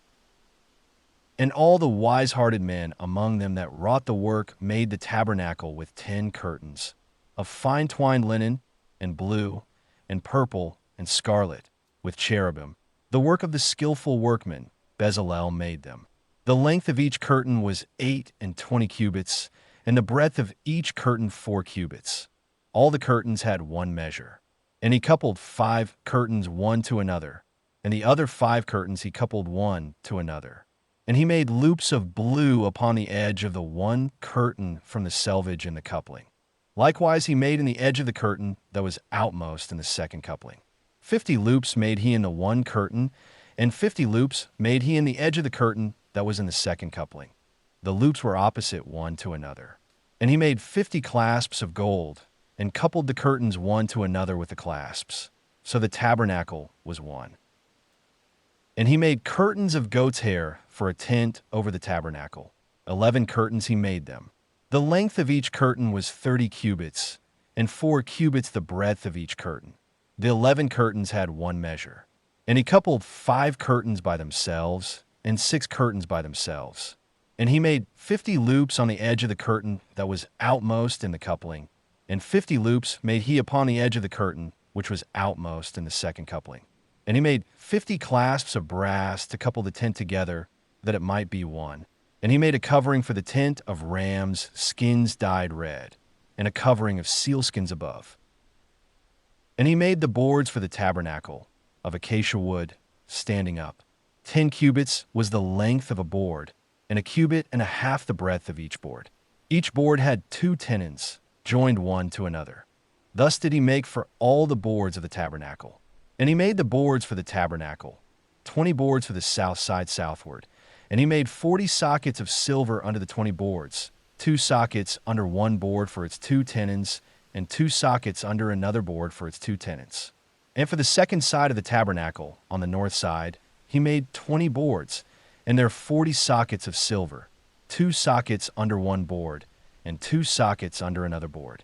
And for the hinder part of the tabernacle westward, he made 6 boards. And 2 boards made he for the corners of the tabernacle in the hinder part, and they were double beneath. And in like manner they were entire unto the top thereof unto one ring. Thus he did to both of them in the 2 corners. And there were 8 boards, and their sockets of silver, 16 sockets, under every board 2 sockets. And he made bars of acacia wood, 5 for the boards of the one side of the tabernacle, and 5 bars for the boards of the other side of the tabernacle, and 5 bars for the boards of the tabernacle for the hinder part westward. And he made the middle bar to pass through in the midst of the boards from the one end to the other. And he overlaid the boards with gold, and made their rings of gold for places for the bars, and overlaid the bars with gold. And he made the veil of blue, and purple, and scarlet, and fine twined linen, with cherubim, the work of the skillful workman, made he it. And he made thereunto 4 pillars of acacia, and overlaid them with gold. Their hooks were of gold, and he cast for them 4 sockets of silver. And he made a screen for the door of the tent, of blue, and purple, and scarlet, and fine twined linen, the work of the embroiderer, and the 5 pillars of it with their hooks. And he overlaid their capitals and their fillets with gold, and their 5 sockets were of brass. Chapter 37. And Bezalel made the ark of acacia wood. 2 cubits and a half was the length of it, and a cubit and a half the breadth of it, and a cubit and a half the height of it. And he overlaid it with pure gold within and without, and made a crown of gold to it round about. And he cast for it 4 rings of gold, in the 4 feet thereof, even 2 rings on the one side of it, and 2 rings on the other side of it. And he made staves of acacia wood, and overlaid them with gold. And he put the staves into the rings on the sides of the ark, to bear the ark. And he made a mercy seat of pure gold. 2 cubits and a half was the length thereof, and a cubit and a half the breadth thereof. And he made 2 cherubim of gold. Of beaten work made he them, at the 2 ends of the mercy seat, 1 cherub at the one end, and 1 cherub at the other end. Of one piece with the mercy seat made he the cherubim at the 2 ends thereof. And the cherubim spread out their wings on high, covering the mercy seat with their wings, with their faces one to another, toward the mercy seat with the faces of the cherubim. And he made the table of acacia wood. 2 cubits was the length thereof, and a cubit the breadth thereof, and a cubit and a half the height thereof. And he overlaid it with pure gold, and made thereto a crown of gold round about. And he made unto it a border of a handbreadth round about, and made a golden crown to the border thereof round about. And he cast for it 4 rings of gold, and put the rings in the 4 corners that were on the 4 feet thereof. Close by the border were the rings, the places for the staves to bear the table. And he made the staves of acacia wood, and overlaid them with gold, to bear the table. And he made the vessels which were upon the table, the dishes thereof, and the spoons thereof, and the bowls thereof, and the flagons thereof, wherewith to pour out, of pure gold. And he made the candlestick of pure gold. Of beaten work made he the candlestick, even its base, and its shaft, its cups, its knops, and its flowers were of one piece with it. And there were 6 branches going out of the sides thereof, 3 branches of the candlestick out of the one side thereof, and 3 branches of the candlestick out of the other side thereof. 3 cups made like almond blossoms in one branch, a knop and a flower, and 3 cups made like almond blossoms in the other branch, a knop and a flower. So for the 6 branches going out of the candlestick. And in the candlestick were 4 cups made like almond blossoms, the knops thereof, and the flowers thereof, and a knop under 2 branches of one piece with it, and a knop under 2 branches of one piece with it, and a knop under 2 branches of one piece with it, for the 6 branches going out of it. Their knops and their branches were of one piece with it. The whole of it was one beaten work of pure gold. And he made the lamps thereof, 7, and the snuffers thereof, and the snuff dishes thereof, of pure gold. Of a talent of pure gold made he it, and all the vessels thereof. And he made the altar of incense of acacia wood.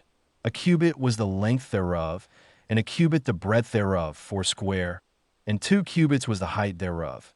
The horns thereof were of one piece with it. And he overlaid it with pure gold, the top thereof, and the sides thereof round about, and the horns of it. And he made unto it a crown of gold round about. And he made for it 2 golden rings under the crown thereof, upon the 2 ribs thereof, upon the 2 sides of it, for places for staves wherewith to bear it.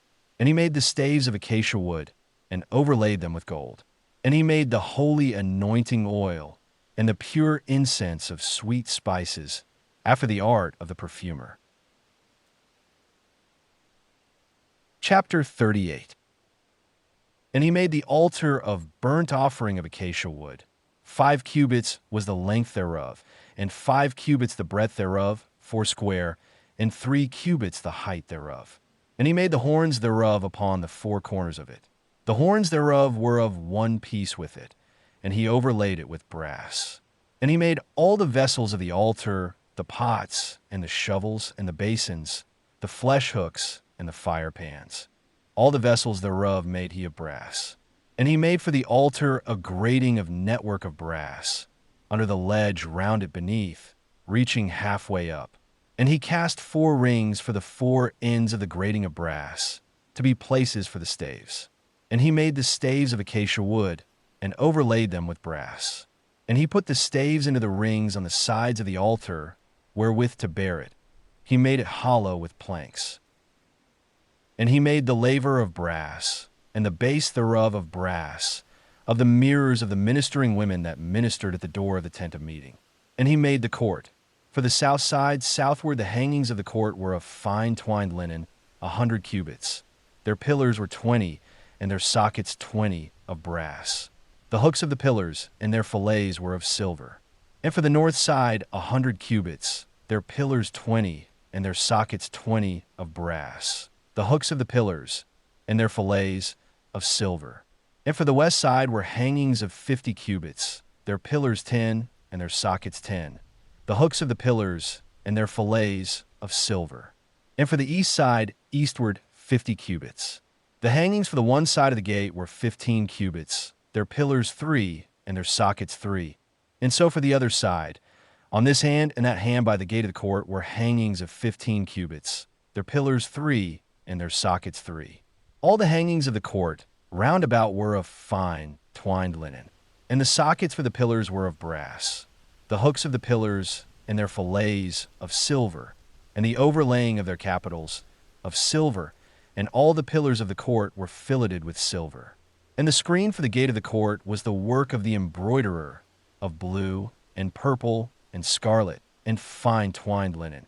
And 20 cubits was the length, and the height and the breadth was 5 cubits, answerable to the hangings of the court. And their pillars were 4, and their sockets 4, of brass, their hooks of silver, and the overlaying of their capitals, and their fillets of silver.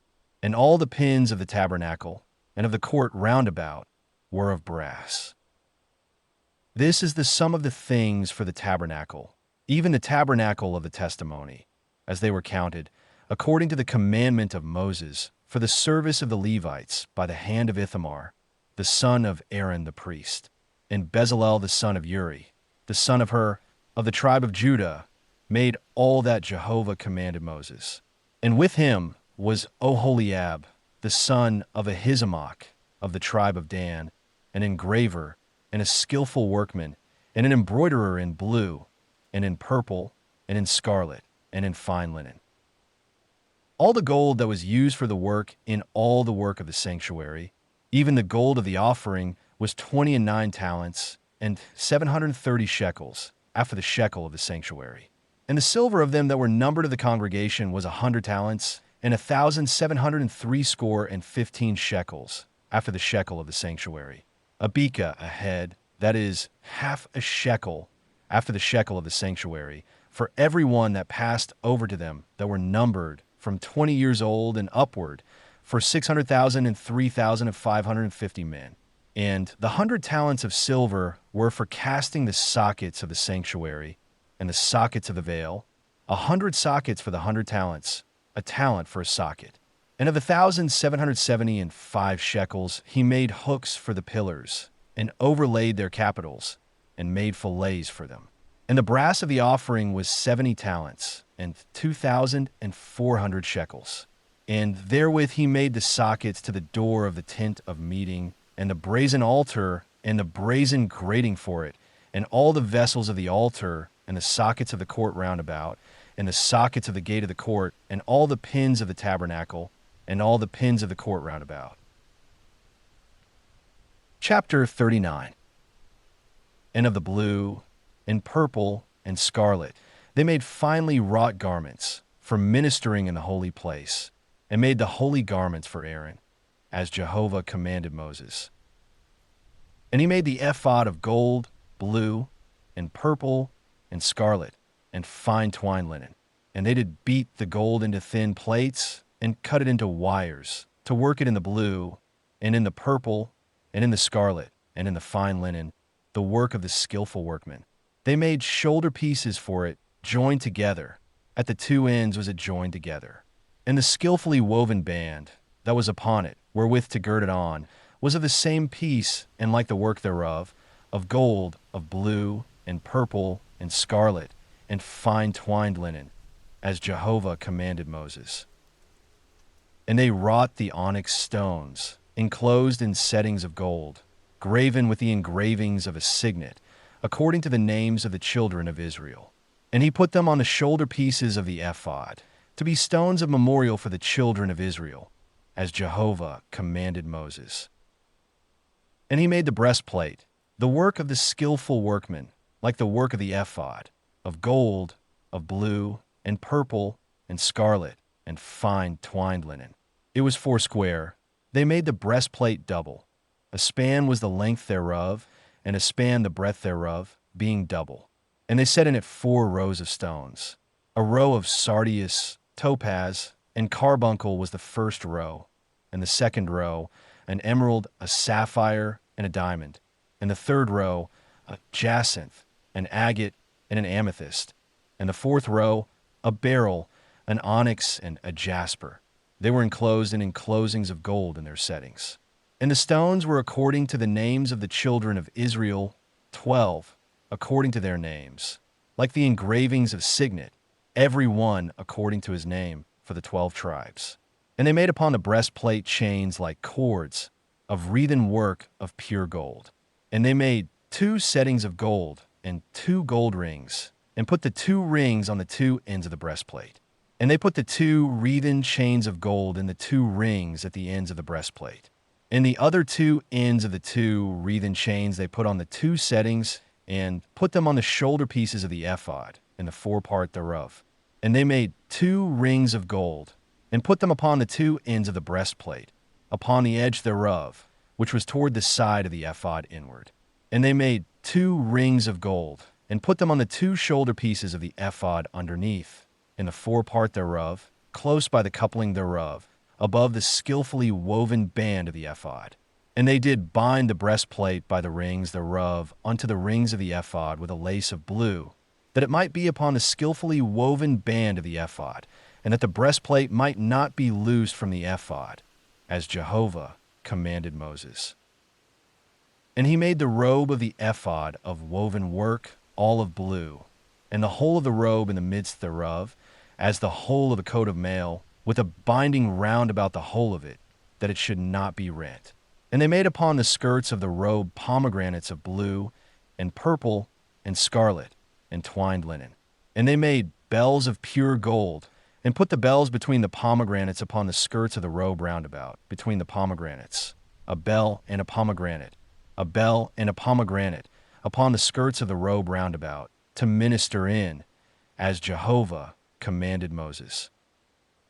And they made the coats of fine linen of woven work for Aaron, and for his sons, and the mitre of fine linen, and the goodly head tires of fine linen, and the linen breeches of fine twined linen, and the girdle of fine twined linen, and blue, and purple, and scarlet, the work of the embroiderer, as Jehovah commanded Moses. And they made the plate of the holy crown of pure gold, and wrote upon it a writing, like the engravings of a signet, holy to Jehovah. And they tied unto it a lace of blue, to fasten it upon the mitre above, as Jehovah commanded Moses. Thus was finished all the work of the tabernacle of the tent of meeting. And the children of Israel did according to all that Jehovah commanded Moses. So did they. And they brought the tabernacle unto Moses, the tent, and all its furniture, its clasps, its boards, its bars, and its pillars, and its sockets, and the covering of rams' skins dyed red, and the covering of sealskins, and the veil of the screen, the ark of the testimony, and the staves thereof, and the mercy seat, the table, all the vessels thereof, and the showbread, the pure candlestick, the lamps thereof, even the lamps to be set in order, and all the vessels thereof, and the oil for the light, and the golden altar, and the anointing oil, and the sweet incense, and the screen for the door of the tent, the brazen altar, and its grating of brass, its staves, and all its vessels, the laver and its base, the hangings of the court, its pillars, and its sockets, and the screen for the gate of the court, the cords thereof, and the pins thereof, and all the instruments of the service of the tabernacle, for the tent of meeting, the finely wrought garments for ministering in the holy place, and the holy garments for Aaron the priest, and the garments of his sons to minister in the priest's office, according to all that Jehovah commanded Moses. So the children of Israel did all the work. And Moses saw all the work, and behold, they had done it. As Jehovah had commanded, even so had they done it, and Moses blessed them. The final chapter, chapter 40. And Jehovah spake unto Moses, saying, On the first day of the first month shalt thou rear up the tabernacle of the tent of meeting, and thou shalt put therein the ark of the testimony, and thou shalt screen the ark with the veil, and thou shalt bring in the table, and set in order the things that are upon it, and thou shalt bring in the candlestick, and light the lamps thereof. And thou shalt set the golden altar for incense before the ark of the testimony, and put the screen of the door to the tabernacle. And thou shalt set the altar of burnt offering before the door of the tabernacle of the tent of meeting. And thou shalt set the laver between the tent of meeting and the altar, and shalt put water therein. And thou shalt set up the court round about, and hang up the screen of the gate of the court. And thou shalt take the anointing oil, and anoint the tabernacle, and all that is therein, and shalt hallow it, and all the furniture thereof, and it shall be holy. And thou shalt anoint the altar of burnt offering, and all its vessels, and sanctify the altar, and the altar shall be most holy. And thou shalt anoint the laver and its base, and sanctify it. And thou shalt bring Aaron and his sons unto the door of the tent of meeting, and shalt wash them with water. And thou shalt put upon Aaron the holy garments, and thou shalt anoint him, and sanctify him, that he may minister unto me in the priest's office.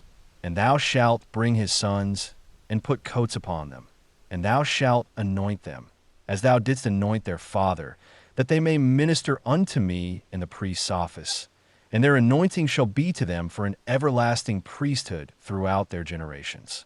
Thus did Moses, according to all that Jehovah commanded him, so did he.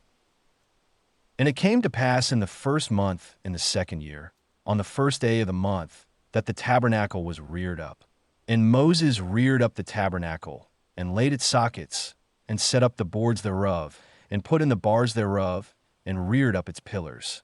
And he spread the tent over the tabernacle, and put the covering of the tent above upon it, as Jehovah commanded Moses.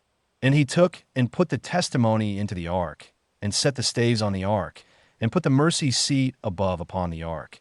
And he brought the ark into the tabernacle, and set up the veil of the screen, and screened the ark of the testimony, as Jehovah commanded Moses. And he put the table in the tent of meeting upon the side of the tabernacle northward, without the veil. And he set the bread in order upon it before Jehovah, as Jehovah commanded Moses.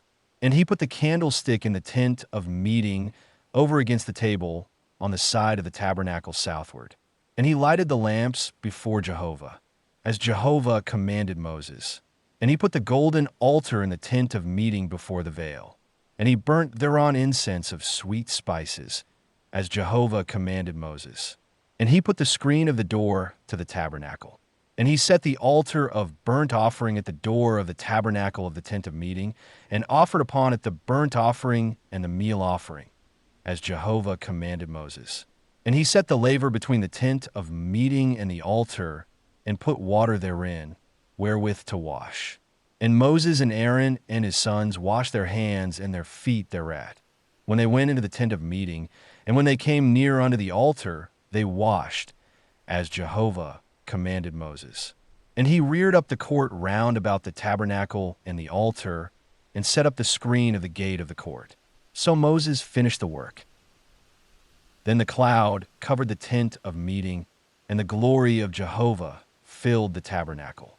And Moses was not able to enter into the tent of meeting, because the cloud abode thereon, and the glory of Jehovah filled the tabernacle. And when the cloud was taken up from over the tabernacle, the children of Israel went onward, throughout all their journeys. But if the cloud was not taken up, then they journeyed not till the day that it was taken up. For the cloud of Jehovah was upon the tabernacle by day, and there was fire therein by night, in the sight of all the house of Israel, throughout all their journeys. Subscribe and like for more readings like this.